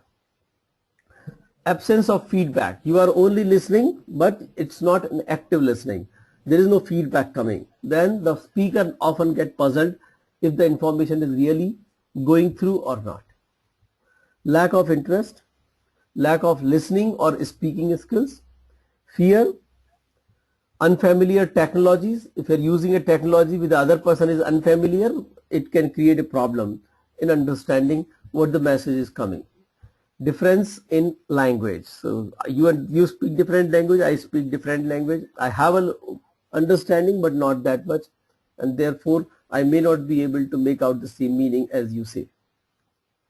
So these are the various things. This is not an exhaustive list, there could be many more things, but basically we are talking about that communication barrier make the communication less effective or ineffective, and therefore we should stay away from such things to make our. Can you give me some detail about fear as well? See, often when the fear prevails, people do not listen. So Okay. if you are talking to a team member and he is threatened by you, or he feels that you have a more power and therefore you can hit him, the probably he will overreact on your words. Probably whatever message you are giving, the fear get mixed up with that. You are giving a simple message, he may take it as threat. Correct. Yeah. So fear actually get mixed up with the message and make it more like harsh as such, or more impacting. For example, your boss calls you, you come and meet me after 1 hour, but he doesn't tell you any other thing. So you start guessing for what he is calling me, and most of the time you will see that it is the negative thing which actually occupy you.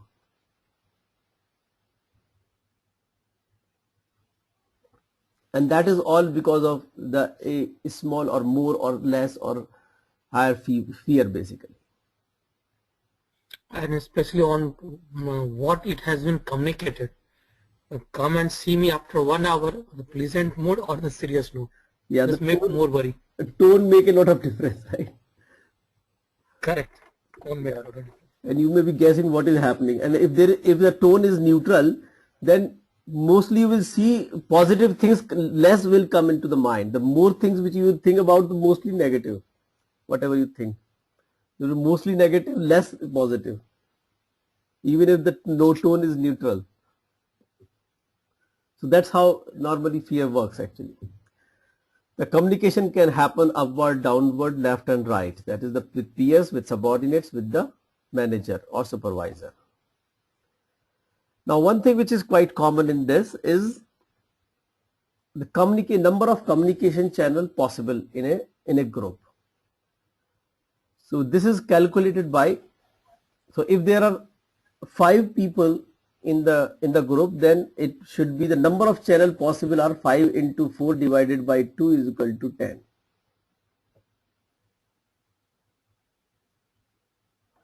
Right, so just look at the example that you have 5 members on your team and there is a scope change. 2 new members are added to your team. How many communication channels do you have now? How many communication channels get added to or added due to addition of new members? 5 team members are already there, 2 new members have been added. How many more communication channels are added? Can you calculate this? 5 more? Only 5 more? Use this formula. No, okay.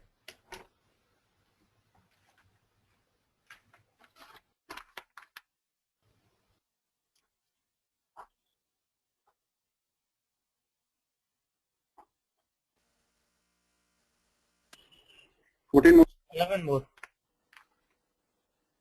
11 more. Yeah. 11 more. 11 more. 11 more. Right, so 11 more means just by adding 2 new people, 11 more channels get added. It is something like this. You have 1 person, 2 people. How many channels available? 1. If the third person comes, then 3 channels, not 1 channel get added. If another 4 persons come, how many channels? 1, 2, 3, 4, 5, 6, right? So one more person comes, then 3 number of channels get doubled. So it is like that. So it is not a very linear line as such. It is not linear.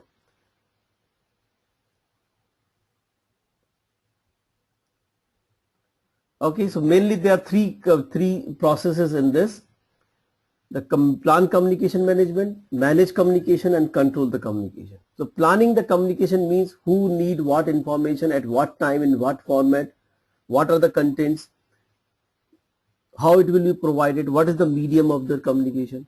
All these things are normally put into plan communication management. 3 process in 3 different process groups. So planning process group, execution process group, and monitoring process group. What is in the plan communication management? Plan communication management. You prepare a communication management plan. You prepare a communication management plan. How you manage? How you do that? By analyzing communication requirements of the stakeholder, which lot of information come from stakeholder management or stakeholder register. The technology you're going to use, depending upon what technology can be applied and what technology is available and what is people comfortable with.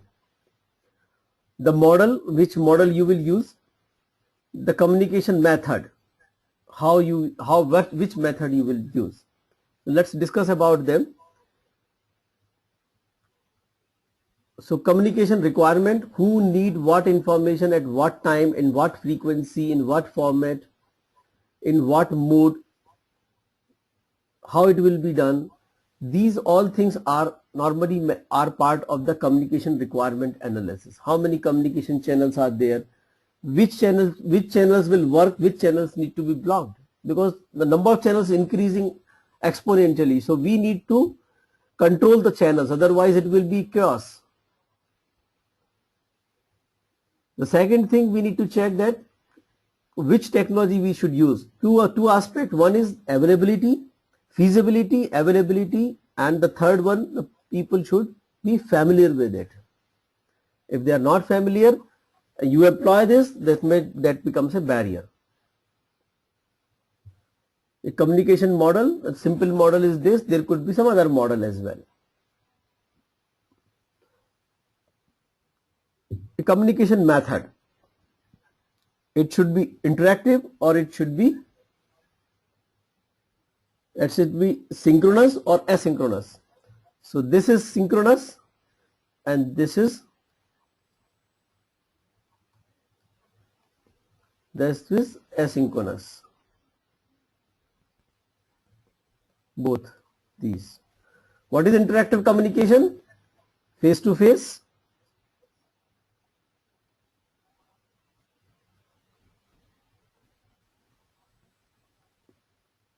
or through telephone, right? Or through video conferencing, audio conferencing, remotely, but it is interactive. What is the quality of interactive? Feedback is immediate. What is push communication? When the communication is pushed, is given, like email. You have sent the email, you have pushed the communication. The feedback is not immediate. You never know when the other person will read and reply. What is pull communication? Pull communication means the information is available somewhere. I go and fetch it. I go and fetch the information. For example, internet. If I need something, I go to the Google, find out what is available, go to a particular place. I find a good presentation. I will see that, okay, this presentation can be referred. I refer the presentation and my work is done. So what I did, I use the pull communication. Push communication like email, memos, fax, voicemail, and pull communication, your knowledge management, your knowledge repository, project repository, internet, intranet. These are all pull communication. Now I have a question from you that in newspaper, it's a push communication or a pull communication?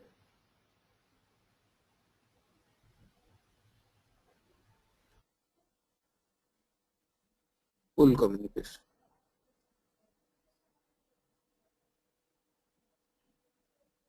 Strictly full communication. It's full communication. It's full communication. You see that the newspaper come in your home. Yes. Still, you have to go and read that. You have to go through that. Yeah, even email is the same thing, right? Huh. You have to go and read it. Doesn't make it full communication.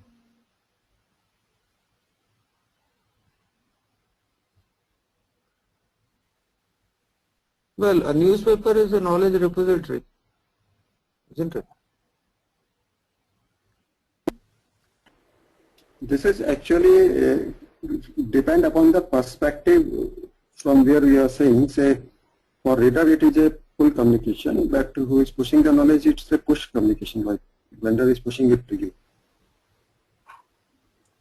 The communication is only one time. It doesn't happen that different people involved perceive it differently. They should perceive it the same way. No, what I'm saying is, I'm saying is from which perspective, on which side you are, correct? From which angle you are seeing it. You mean to say, if I'm a receiver, I see that information. Somebody is pushing the same. Same communications can be a push mechanism for someone, and so for other one it can be a pull mechanism. you mean to say for Isn't it? email sender, email is a push communication. For an email receiver, it is a pull communication.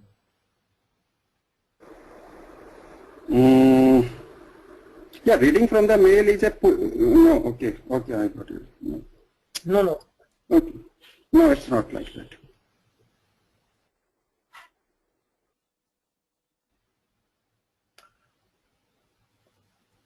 So what is newspaper? And why?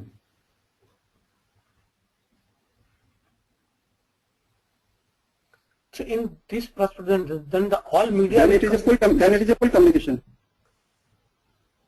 Why it is? It's a full communication because anyway, even if that going to market and buying it, we are pulling the information, doing all the activities for pulling it. Okay.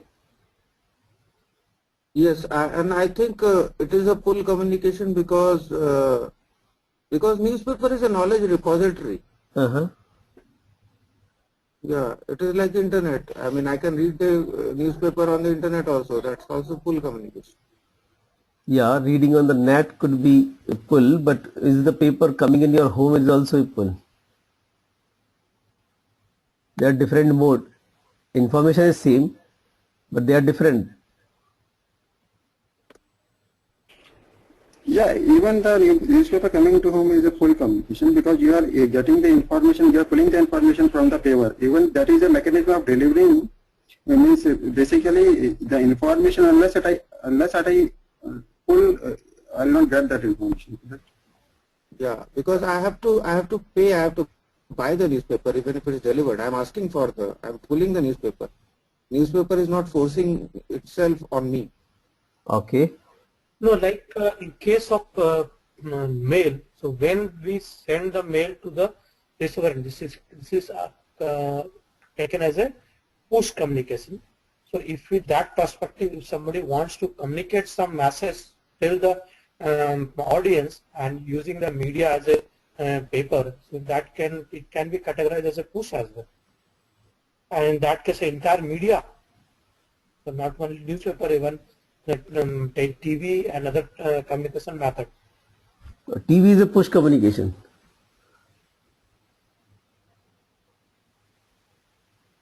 Isn't it? TV is a push communication. They just provide the information, and if you don't hear, it's gone. There is no feedback there also. I think newspaper should categorize as a full communication. Newspaper should be actually the thing is that those newspaper is a full communication, but we need to understand couple of things. This email is sent, right? You might have subscribed to email also. That is also sent. But the information is sent to you and you have got it. When you will read it does not make it full communication. But message has been sent for you, intended to you. In the push communication, the message is intended for you and been sent to you. While in the pull communication, the message, the knowledge repository also be provided by someone, right? Somebody has put the information. But it is not intended for someone. It has been made available at a common place. The person who is providing the information in the knowledge repository is actually providing information for not a specific intended person, but it is providing for a generic purpose at a place where many people can, whomsoever want can get it. Therefore, it is a pull communication, because the information who has the person who has provided information is not put that communication there especially for you or intended for you. It is intended for a group, a audience actually. While the push communication is intended for you. Like memo, fax, they are not generic things. They come to you for your purpose and they come specifically for you. While somebody providing information on internet is not providing intended for you, it is provided the information, whomsoever want get it. Therefore, such an information is available in domain, in a public domain or private domain. People go and fetch it. So pull communication has a very specific thing called fetch. The verb fetch is used. Means you go and get it. In a pull communication, you go and get it. In the push communication, it doesn't happen that way. It comes to you. So why the newspaper is pull communication? Because when news agency is releasing releasing or issuing the newspaper, it provides that information in the market. It is not intended for you. The hawker who brings that newspaper in your home, he is actually your representative. You are supposed to go to market and get it, because newspaper is not sent to you. It is being made available in the marketplace. Whomsoever want, go and get it. So I can go and get it, but I have put up a person, a proxy for me. You go and get it for me, and therefore it is a pull communication. If I don't go, it doesn't come to me. However, if you have subscribed to newspaper, it is every day it is sent to you. It comes to your directly from the agency who is generating the information. Directly it comes to you and it is put to your door, and that make it push communication until you unsubscribe it.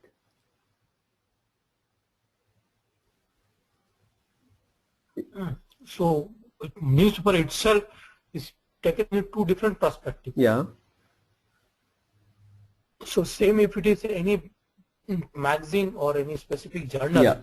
I have subscribed, then it is for the push communication. Yes. But if it is available in market and go and buy it, so that will come. That's a pull communication.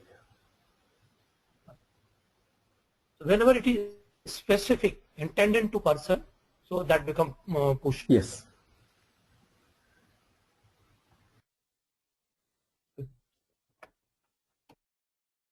The main thing which is in pull communication is to fetch, go and get it, which is not there in the push communication. It is sent to you, you read it or not, don't read it. You just ignore it also. Okay, so there is an interactive communication, there is a push communication, there is a pull communication. You can select one of them depending upon what kind of information is to be sent and in what, for whom and then for what purpose. So communication management plan normally contains what is the communication need of the stakeholders, what kind of language, format, style, frequency, level, detail level, etc. need to be for the information, what all kind of communication is to be done, at what frequency it should be done, what methodology, technology is to be used, how will be collected, how it will be preserved, if the information has to be stored, how it will be stored, where it will be stored, if there is any access control to that, if it is stored, how it will be retrieved. So all these guidelines are there in the communication management plan. The managed communication means distributing information as per the communication management plan, which is the input here. You get work performance report, which is to be distributed. You have work performance data, you make it the plan versus actual.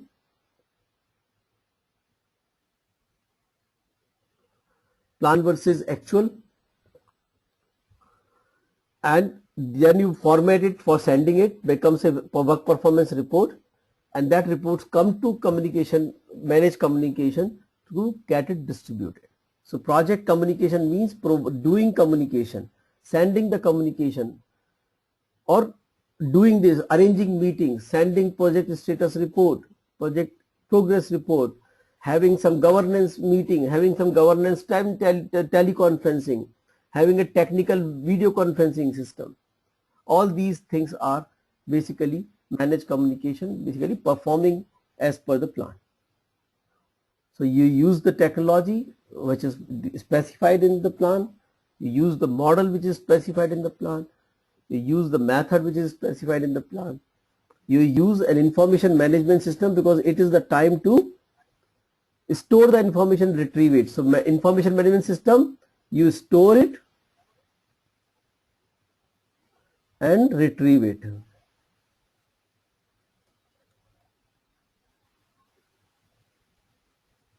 Store and retrieve it. So a store and retrieval system should also be there, and there should be a disposal system also there, how the information which is now old can be disposed, and the performance reporting, that is, take the performance report and send it to the required stakeholders. So effective communication means you can use, I think we have discussed all of them, the model, the media, the writing style, the meeting management, how do you do the presentation, body language, visual. See, if it is a simple matter, you think how it to be communicated. It is a moderate complexity, you can mix up 2-3 things. If it is a very complex matter, I say use whatever method you can use in your presentation to make it simple for other people to use it or hear it or understand it.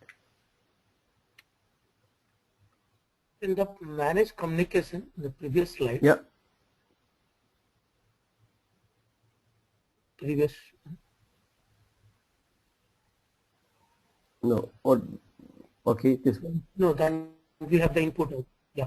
So here, how the enterprise environment organizational process assets contributes for as input. Say it again. I didn't get it.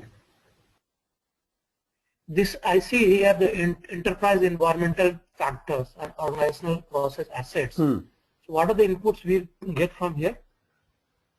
Enterprise environmental factor means how what is the scene in the organization, how the like what are the social, political, or the environment in the organization. Like what kind of communication is acceptable there in such an environment, what kind of format is not acceptable, what kind of format is acceptable, what information cannot be, is confidential, what information is not confidential. Okay. Basically, and organizational process assets. Your information management system is part of their process assets. Okay. And it could be format, etc., templates, methodology, they all can be documented in process assets.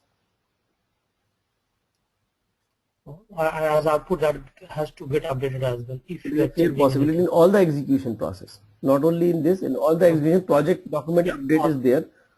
These things can also get updated because they are playing a significant role in this. If you find that format is not right, you can change the format. Okay, correct.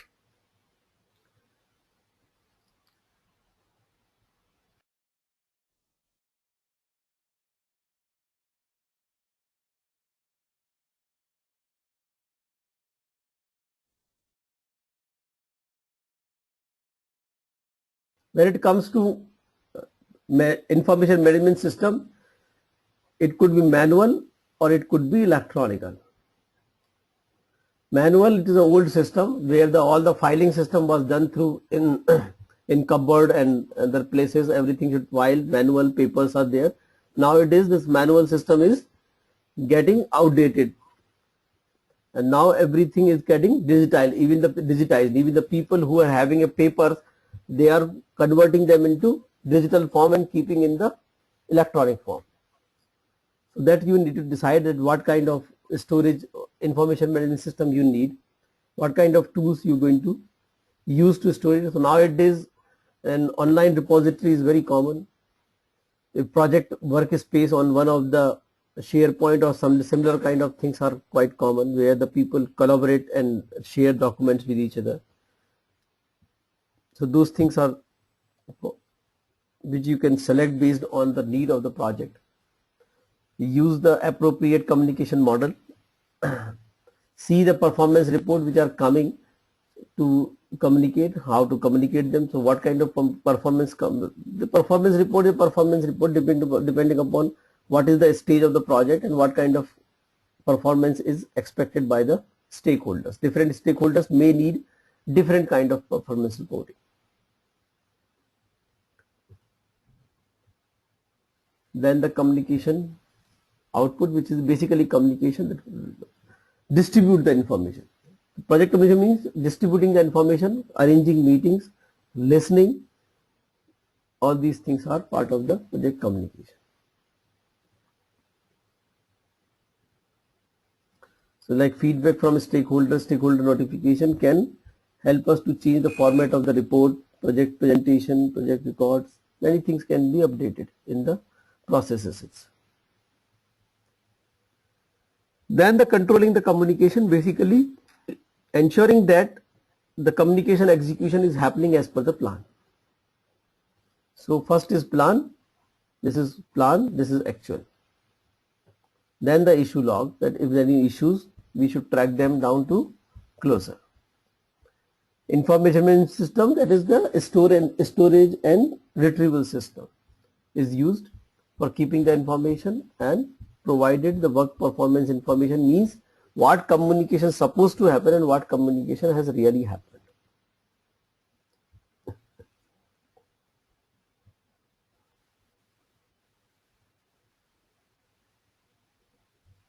Work performance information is an output. Change request in any document is to be updated. This closes the communication management.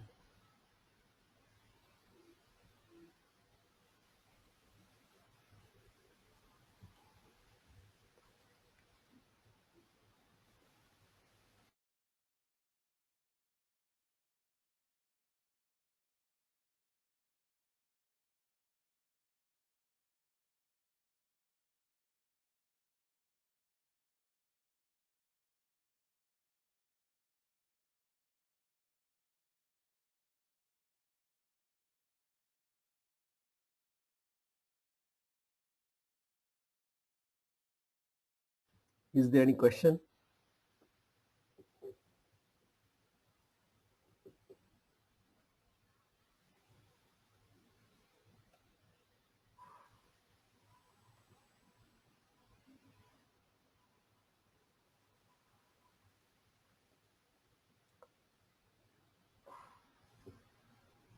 Okay, if there are none, let's attempt 15 questions of communication management plan, project communication management. The page number is 304. When done, please write this in the chat box.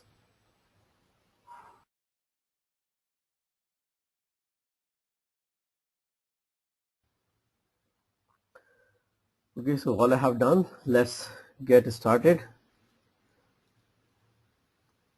Question number 1.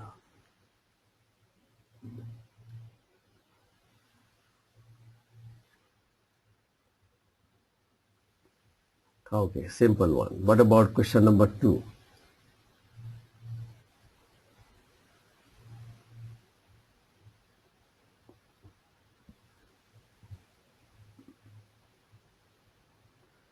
All B.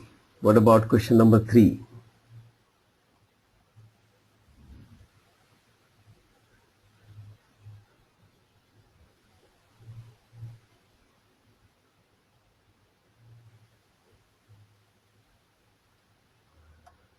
Great work. Question number 4.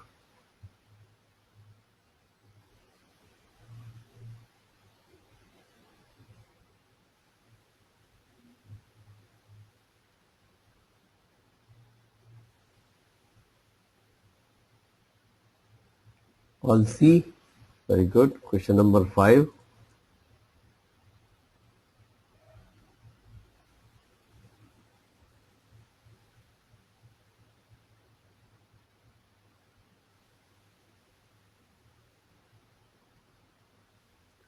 D, D, C, B. Oh my God, there's a lot of difference. Which of the following is the characteristic of an active listening? Maintain complete silence and listen to the speaker. Not. Note down important things from what a speaker is saying. Possibly, but how the speaker will come to know that what you are noting it down. So active listening means providing feedback. So by you noting down, you will not come to know that speaker may not get any feedback as such.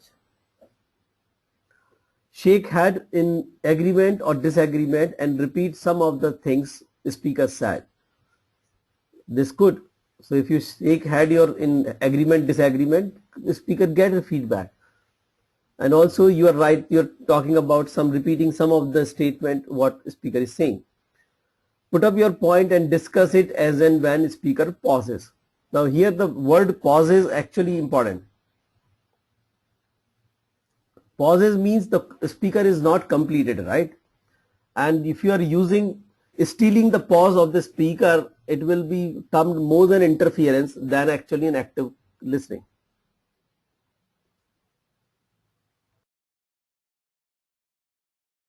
Right? The speaker is stopped, then you put up your point, it makes sense, but especially the pause is written. So pause means the speaker is not completed, it's still talking about, but you have put up the point that becomes an interference. So what thing is that is active listening means you provide the feedback. You can provide the feedback by your body, by your body language, that is gestures, agreement, shaking your head, and some paraphrasing. I talk about paraphrasing, that you listen to what a speaker is saying, then convert this into your own words, and then ask, is this what you're talking about, or you mean to say this. You are repeating the same thing what a speaker said in your own words. So that is something which is called active listening. Basically, active listening means providing any kind of feedback to the speaker. Make sense? Yeah. So question number 6. Putting your point.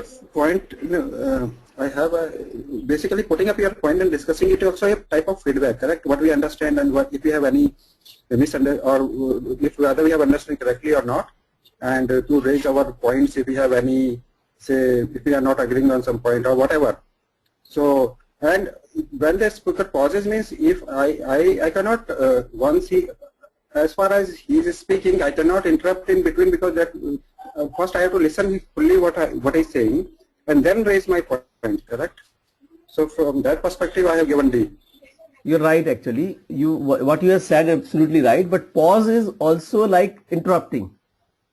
Because pause does not mean that pause means he has 3 sentences to say, he's pausing between the sentence, then he will lose the... Okay. I have taken it like that.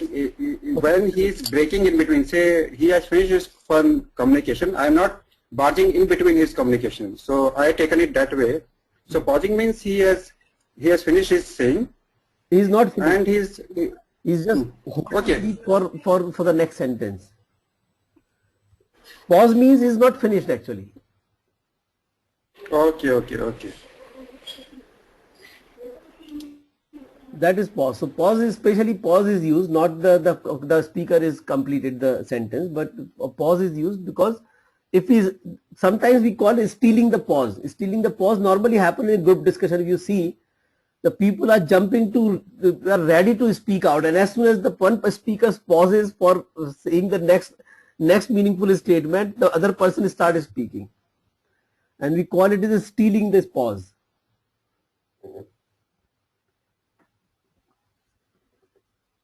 Therefore, it is not the right. What your understanding is absolutely right. You thinking that okay, the speaker is completed and then I am carrying, which is absolutely right.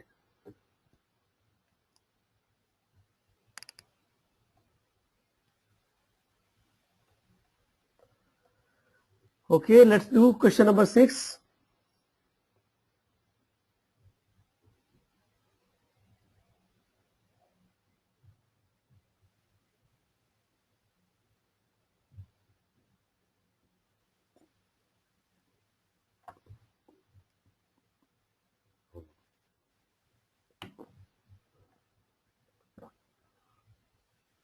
It's all D, right? Lack of communication device is not a barrier. Barrier means not blocking the communication, but barriers change the meaning or make it hard to understand.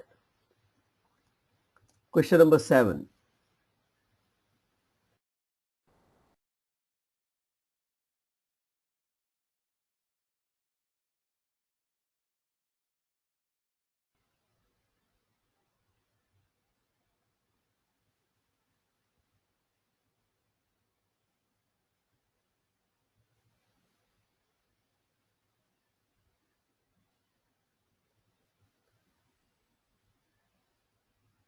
A for the 7th. Actually, what we are talking about, communicating a complex matter, whatsoever possible we should use. Why only oral and written? If it is audio video, then what's the problem? If it is complex matter, can be. Yeah, can be. So we use audio visual also. Anything, whatever you can. Okay. If it is complex, if you can make that, if that can make a complex matter simple to understand. Okay.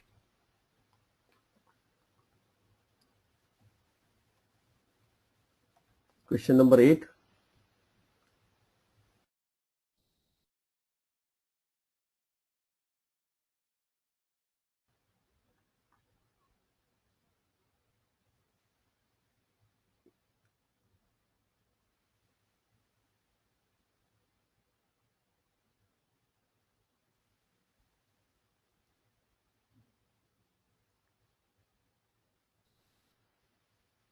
The people who have selected 20A actually forgotten themselves.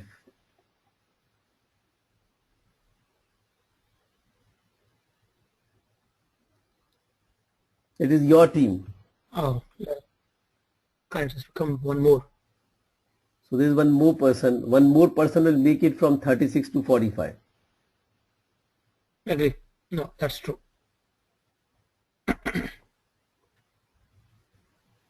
Question number 9.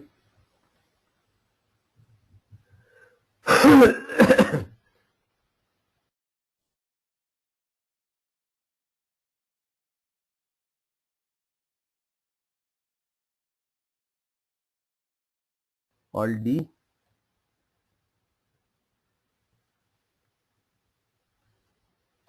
Question number 10.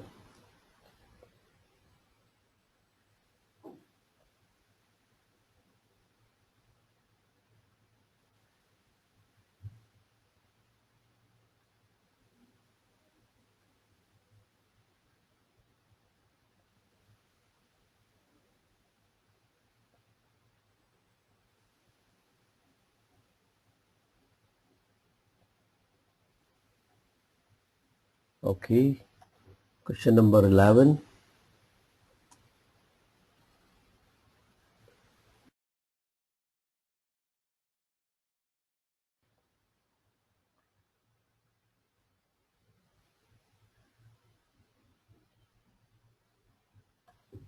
Question number 12.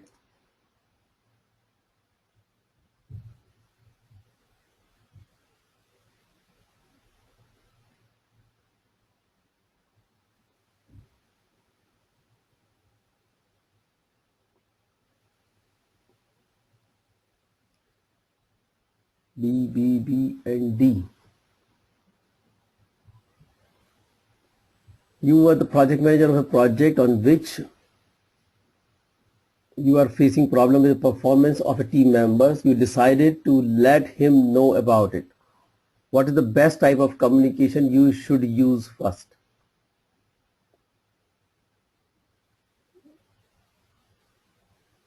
I think when you interacting first time on the performance, it is the informal verbal will be a better option, because informal verbal make the other person safe and allow him give an opportunity to perform better.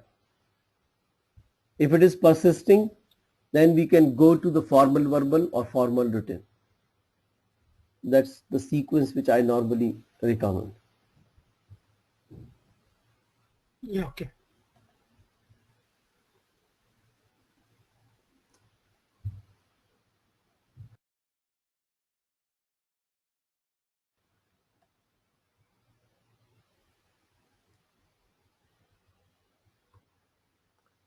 Question number 14.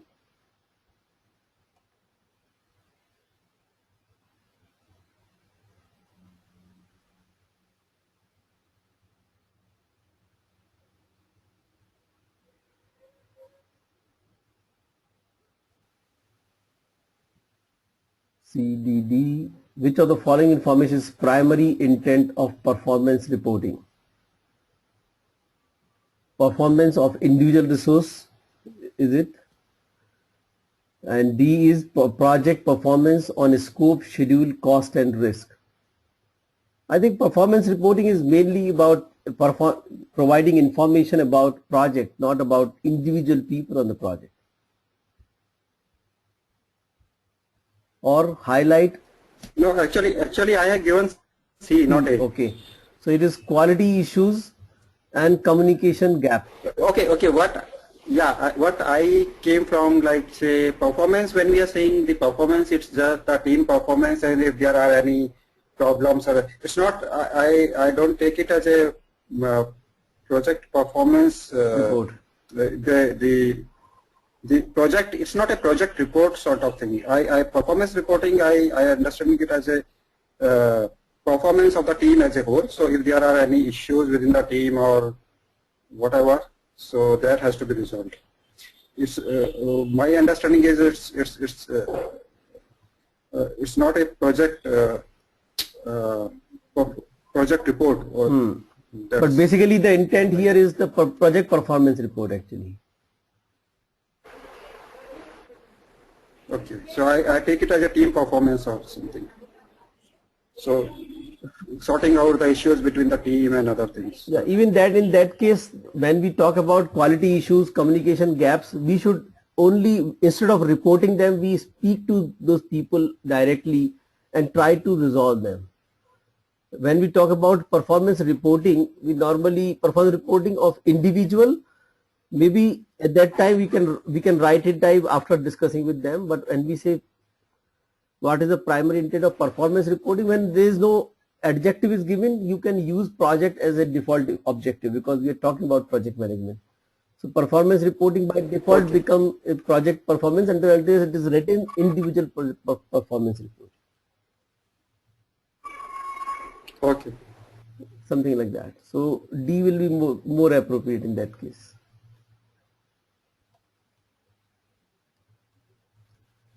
What about question number 15?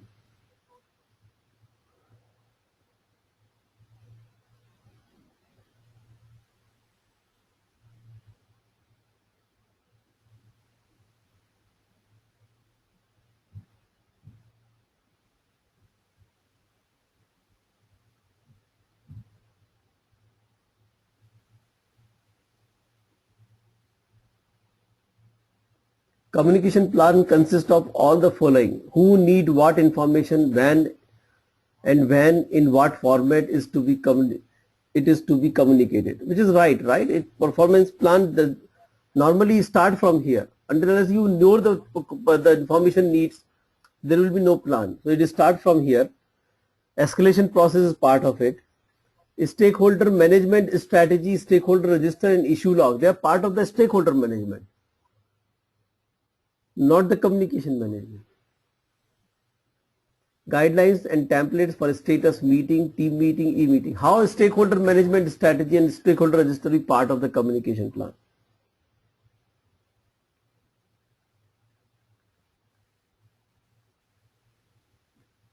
So this is what the real answer is.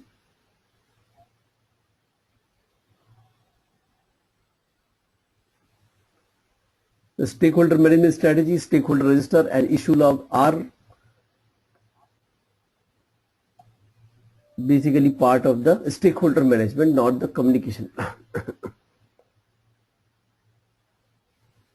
Make sense?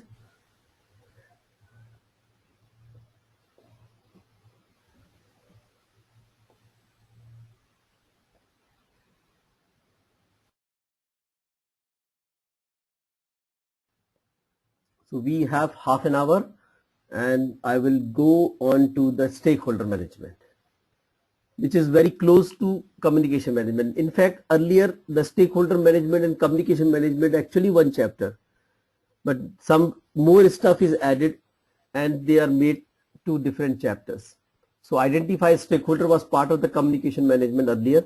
Now it will be taken separately in the communication, in the stakeholder management, and some more planning and execution part is added into this. So I will go and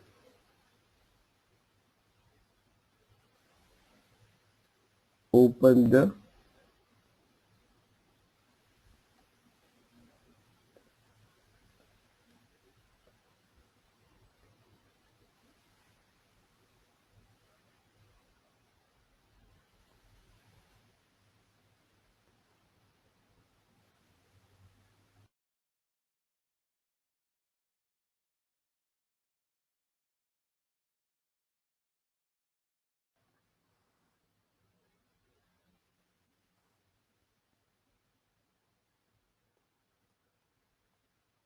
So stakeholder management is mainly about dealing with people around in the project, including the team members, but it is mainly focused on the people in surrounding the project. So the people, organizations, any entity which is interacting with the project has some takeaway or has something to give to the project, it is considered a stakeholder, and this chapter is focused on stakeholder management. In my opinion, stakeholder management, though it is a smaller chapter, it does not contain much, but it is a very important chapter, very important part of the project management. The project can make or break based on the stakeholder management. If plan customer satisfaction actually is a stakeholder management. So many times I said you deliver exactly what customer said. The customer may still not be happy. You deliver less than what you said, customer may still be happy. And that depends upon how good stakeholder management you have done. So basically the idea is to identify the needs of the stakeholder, their issues, and addressing them.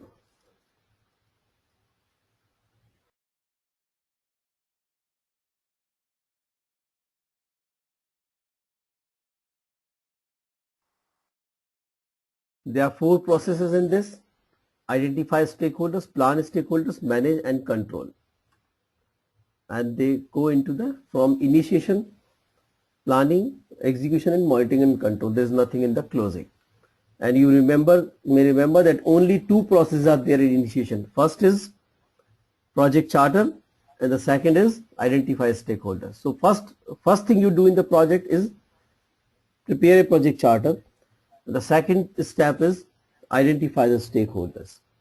So stakeholders comes from stakeholders journey starts from very beginning.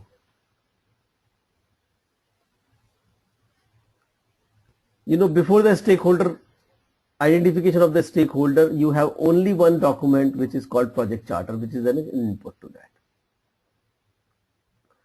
here the idea is to identify stakeholders, analyze them, and create a stakeholder register with a probable strategy how to deal with those stakeholders we have identified. That is the main purpose here.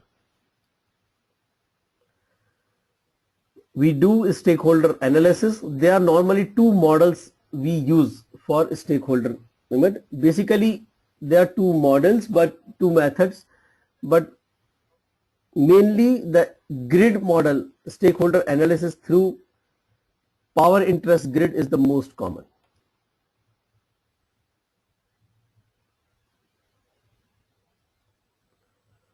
So let's understand first what is the salience method. In the salience method, the stakeholders are divided into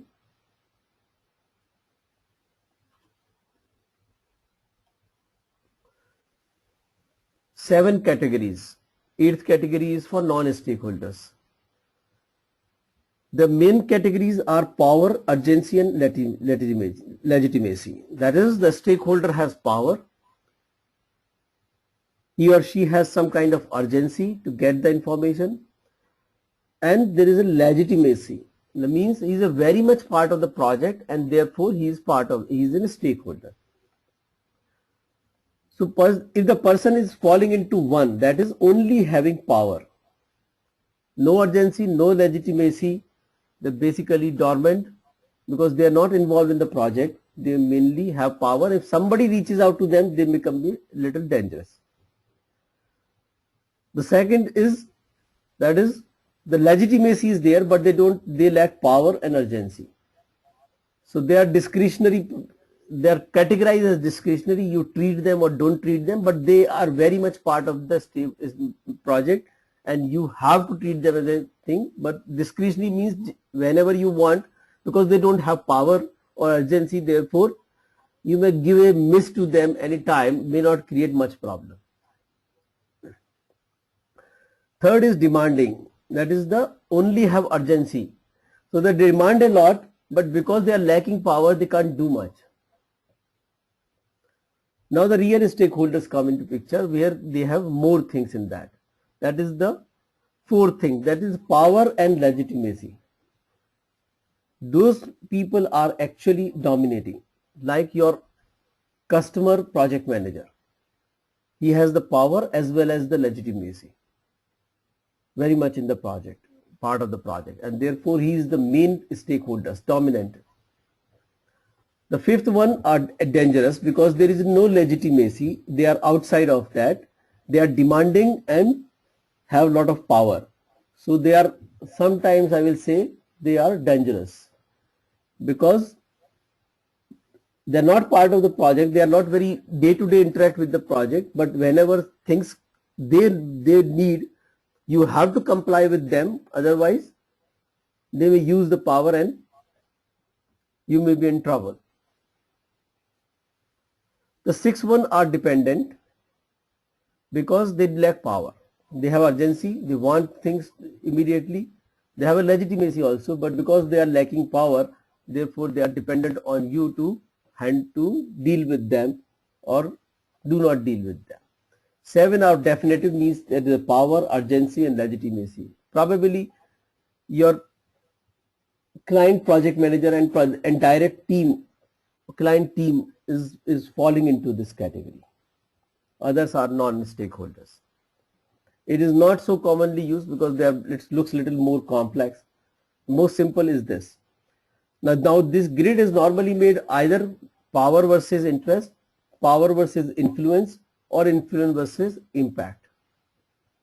When we say impact, impact is also a synonym for the power. How we define influence? Influence we define as an engagement with the project. So high influence means the person is highly engaged with the project, is very much in the project, very much can influence things. So influence, when I say high influence, means highly engaged. Less influence means is less engaged with the project. So there is a possibility of power interest grid, possibility of power influence grid, there is possibility of influence impact grid. There is no influence in interest grid. But most common is power interest grid, which we are using here. Now if you look at this, the 4 quadrants are here: interest, low, high, the power, low and high. So people who have low interest, low power are normally in the category of monitor.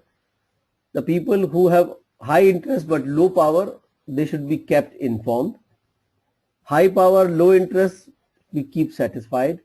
And the people who have high power and high interest means they are the real stakeholders, direct stakeholders, need to be managed very closely. Now, can we identify some stakeholders in each quadrant from our projects? Who should be managed closely?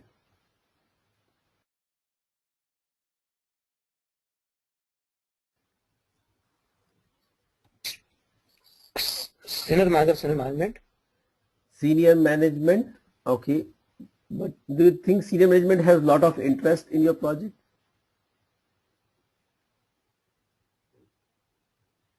They may be having 10 Not projects about under top them, right? management. Pardon?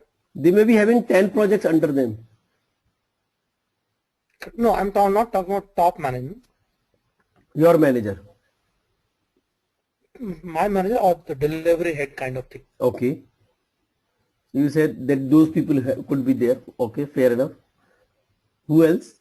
Again, The client. client's manager again. Client's manager or client's manager's manager can also, client team also can be in that. Maybe team may not be having that much power, but client manager could be having a lot of power.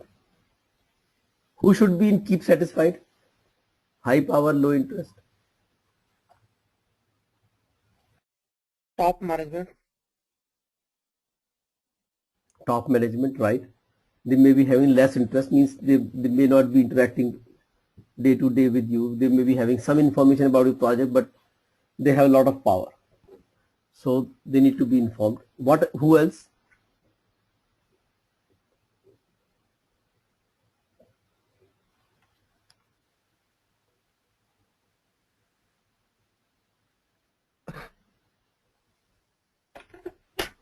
Who else in keep satisfied? Client side vendor management team.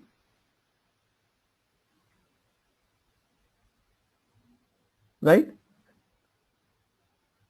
The vendor management team, they may not be interested in the project so far, but they have a lot of power, so they need their things to be complied with, right?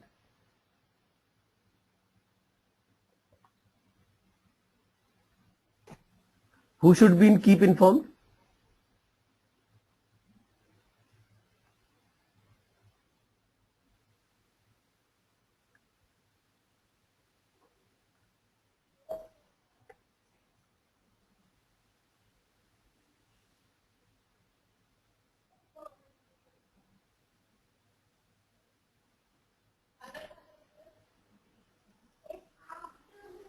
Who should be in keep informed?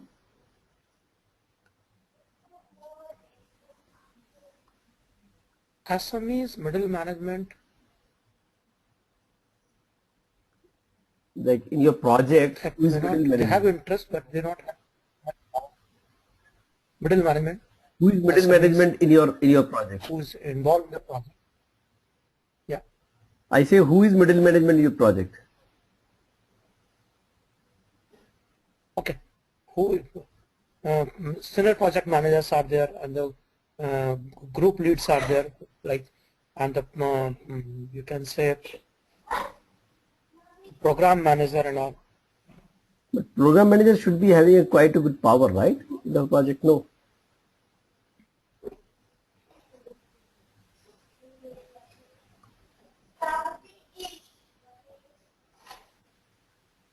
Yeah, program manager will come as a monitor, that because they have the power, lot of power. They should be keep satisfied because they may be having a lot of power. They may not be that much interested. Or manage closely. They may be having power as well as they may be interested.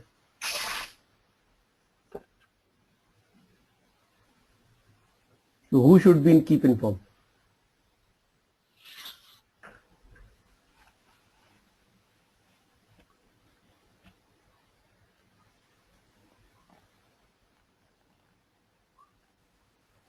Keep informed people are normally dependent.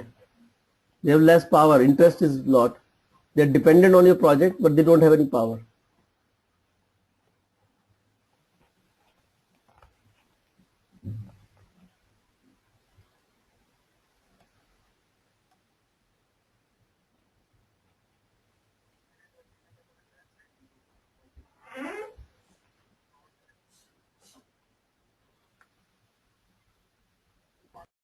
In common case, SMEs also, they have interest, but not much power.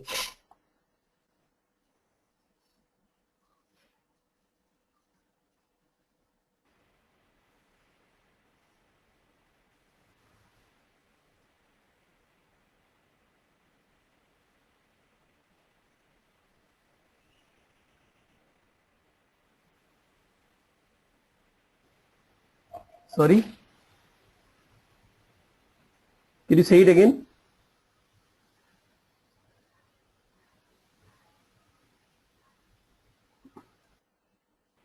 I said SMEs and the client's team member. So they have interest, but they may not have much power and all.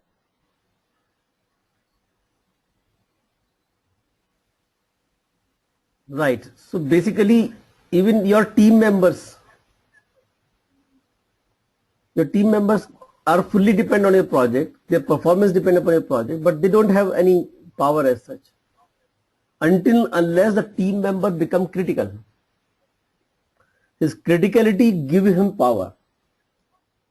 If a particular team member is very critical for a project, he is the only person available on a particular skill, that person criticality is actually make him powerful. Otherwise, other team members could be like more interested, but power is less. Who should be in monitor?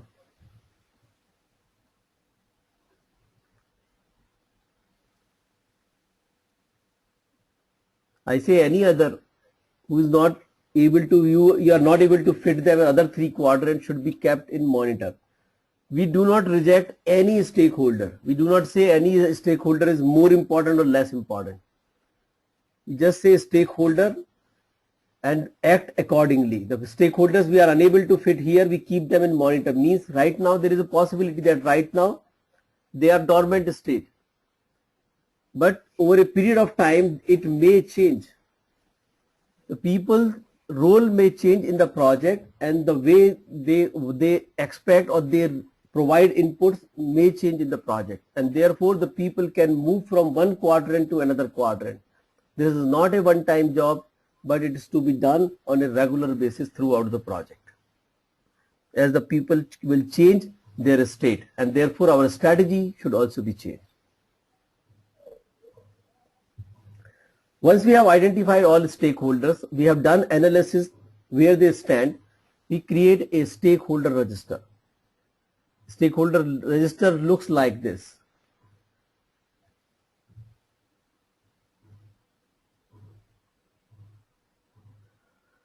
Stakeholder, what is involvement, which class he is, keep satisfied, manage closely, keep informed, monitor.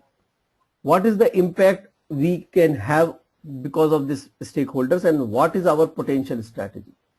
We can refine this strategy later when we do the planning part, but here is we are saying probable or potential strategy, we should write it down.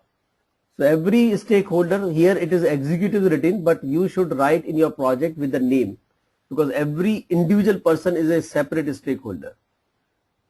But there could be some agency also as a part of the agency, could also be a stakeholder. An organization could be a stakeholder. In that case, we need to write the name of that organization. The next step is to plan the stakeholder management. What we do, we normally use, we take the stakeholder register.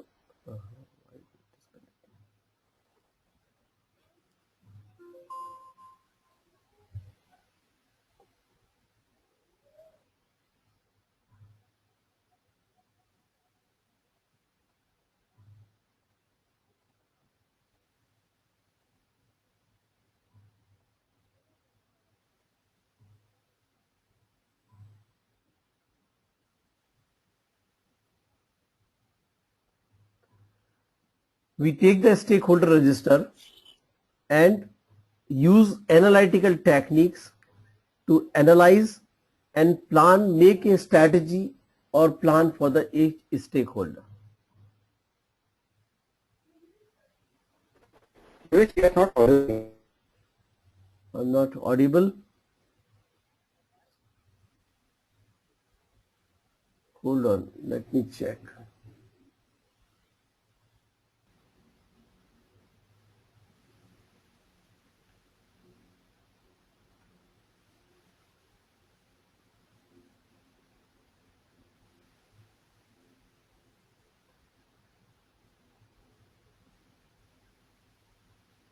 Okay, so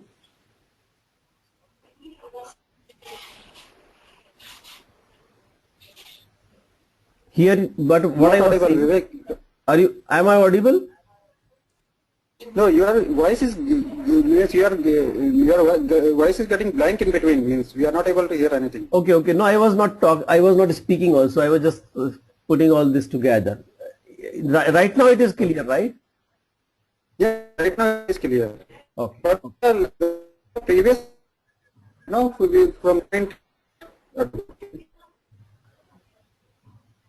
So what I was saying on this, that once you have identified the stakeholders and analyze them, categorize them into 4 classes, we create a stakeholder register where we write name of each stakeholder, though it is executive written here, but our thing is that the name of the stakeholder should be written, because every individual is a separate stakeholder. The stakeholder can be people, can be organization, can be other entities also, but we have to identify them with a name.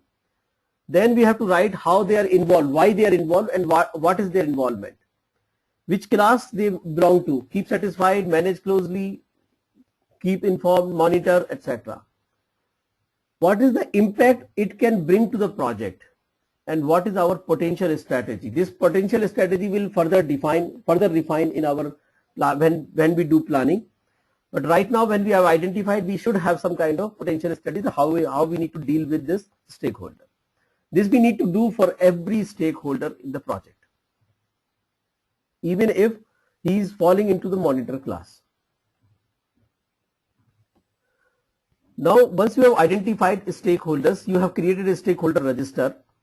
You take this stakeholder register and plan further for the strategy and the planning for the stakeholders. We use analytical techniques. I will talk about what analytical technique we normally use. And actually the idea is to prepare a plan to deal with the stakeholders, how we can address the need or issues of that particular stakeholder. For that, we use analytical techniques. Basically, it is called a table.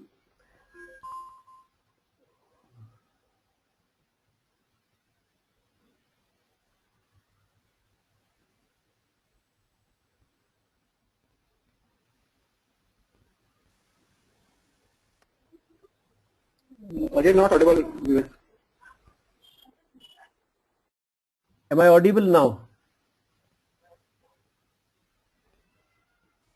Able to hear me? Yes, now it's okay. Okay. So this is stakeholders could be in unaware state, could be in resistant state, can be neutral, can be supportive or leading. Unaware means he is a stakeholder but he is not aware that he is a stakeholder, or he is just sitting passively.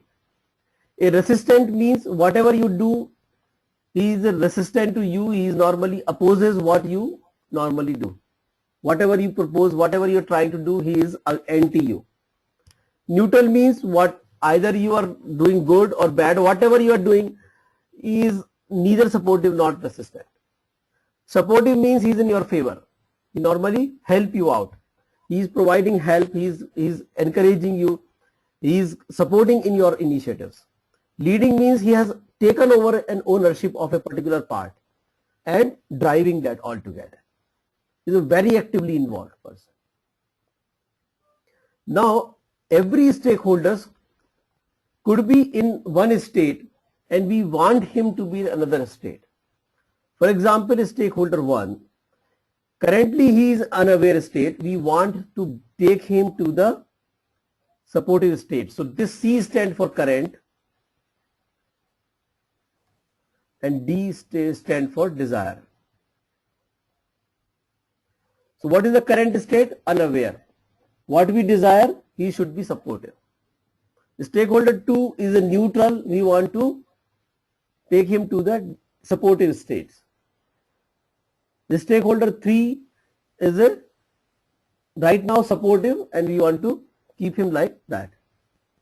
This is called stakeholder engagement matrix.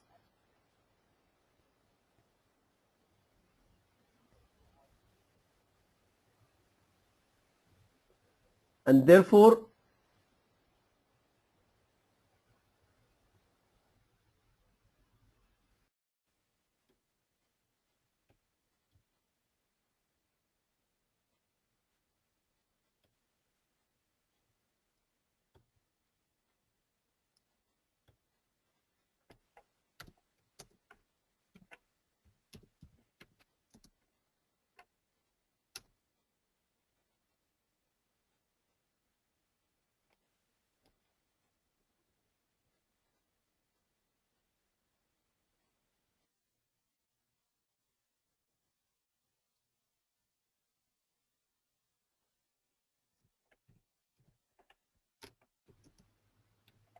am I audible?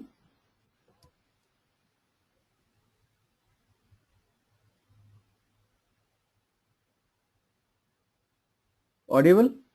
Am I audible? As of now, okay, but the moment you started at the beginning itself, Yeah, it's hardly we listened. yeah. I think it looking some easy thing. I don't know why it is every time losing the connection.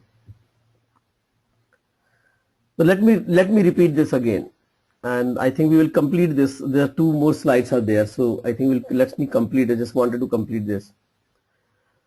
So a stakeholders could be in a current state, could be unaware, resistant, neutral, or any other state, and we want him to take. So what is our plan? Prepare the plan to take from the current state to the desired state. Stakeholder 2 is neutral, and we have to prepare a plan to take him from neutral to supportive state. Sometimes there is a possibility that the person is currently supportive.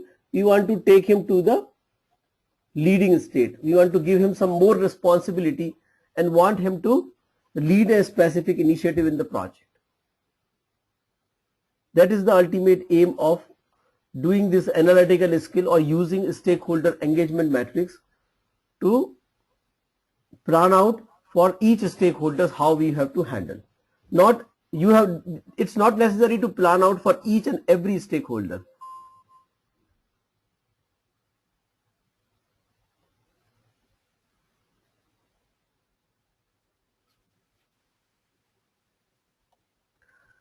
Okay, so a stakeholder management plan normally contains the stakeholders, their current and desired engagement states, engagement level, the scope, what is the relationship among the stakeholders, what information in their information need, what information need we have to give them, what we have to take from them, how to interact with them, what format, what information, what language, what mode, at what frequency the information is to be provided, and the strategy for taking him from current level to the desired level.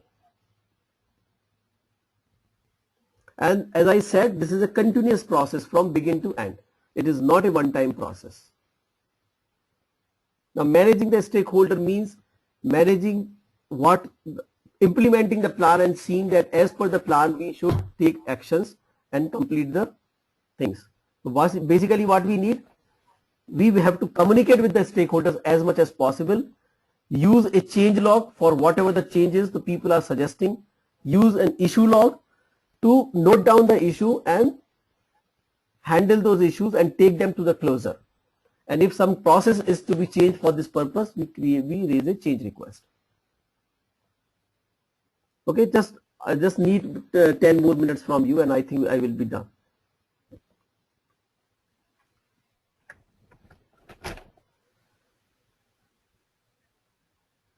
So we have all discussed about communication methods, etc. Those need to be applied here.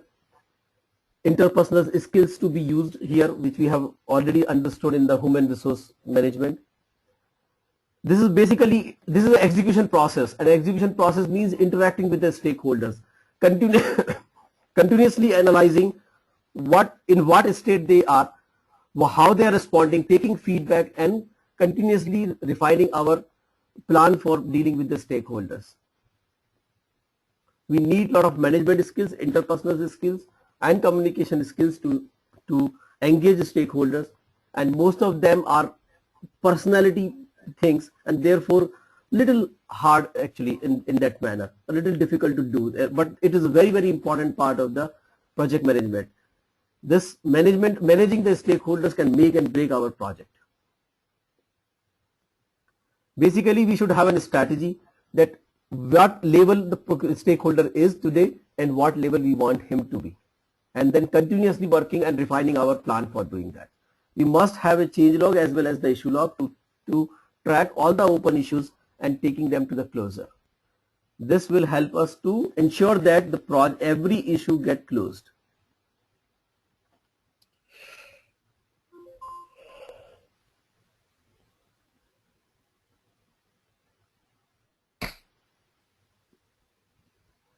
Then the controlling the stakeholder engagement.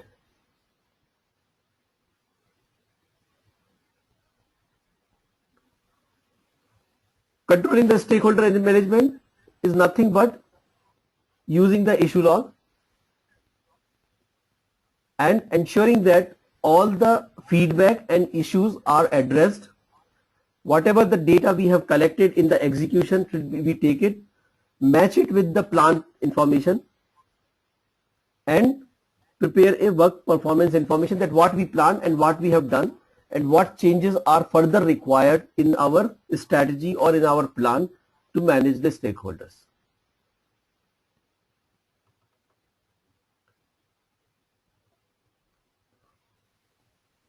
A information management system could be of help here because we need to capture the information and distribute it to the people, to the stakeholders.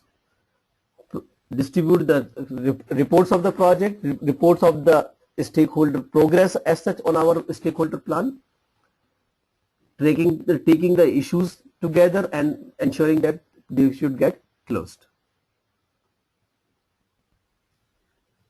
So basically plan versus actual and the change request are mainly output, as you have seen the output of the most of the controlling process. This completes the stakeholder management as well.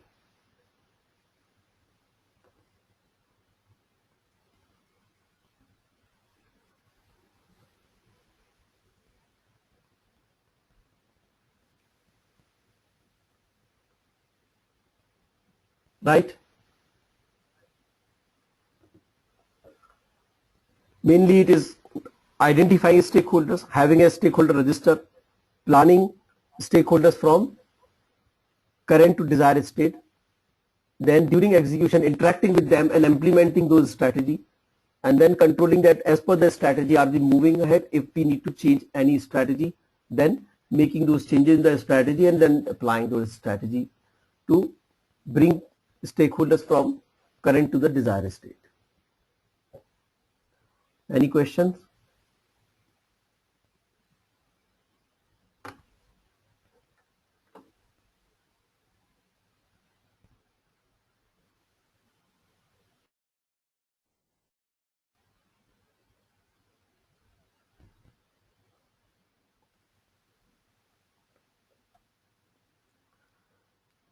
Any question?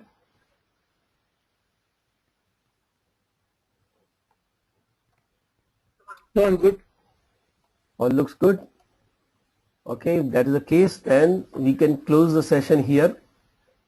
Thank you very much for your cooperation, bearing me for 10 more minutes, and we'll try that if we can compensate in the next week. So we will see you once again next Saturday at 7 o'clock India time. We have 3 things left, and all these 3 things we will try to cover them in the next Saturday, Sunday. The next Saturday we have kept the full length exam. Now there is a flexibility available in that. Once I complete the next week, all portion will be covered. I will give you access to our virtual learning center also, and I give you freedom at any point of time from that day till next Friday. You can attempt this exam at your convenience. If it is not there, then on Saturday morning, I have fixed the time to come and complete your full length exam, which is very much part of this course. Once you complete that, then only you will get the certificate. Vivek, Amitabh here. Yes, Amitabh. Yeah, Vivek, actually next Saturday I will be traveling. So good. So thank you very much being here. I hope it's all going well and you are getting things. In fact, I'm really surprised the kind of answers you are giving. I never seen. Even most of the answers were right actually. So that's showing that you are very concentrated during the session, and otherwise it doesn't happen like that way. Thank you very much for being so sincere about this program and being here, and thank you very much. See you next Saturday at 7. Okay. Thanks, Vivek. Thanks, everybody. Thank you. Bye.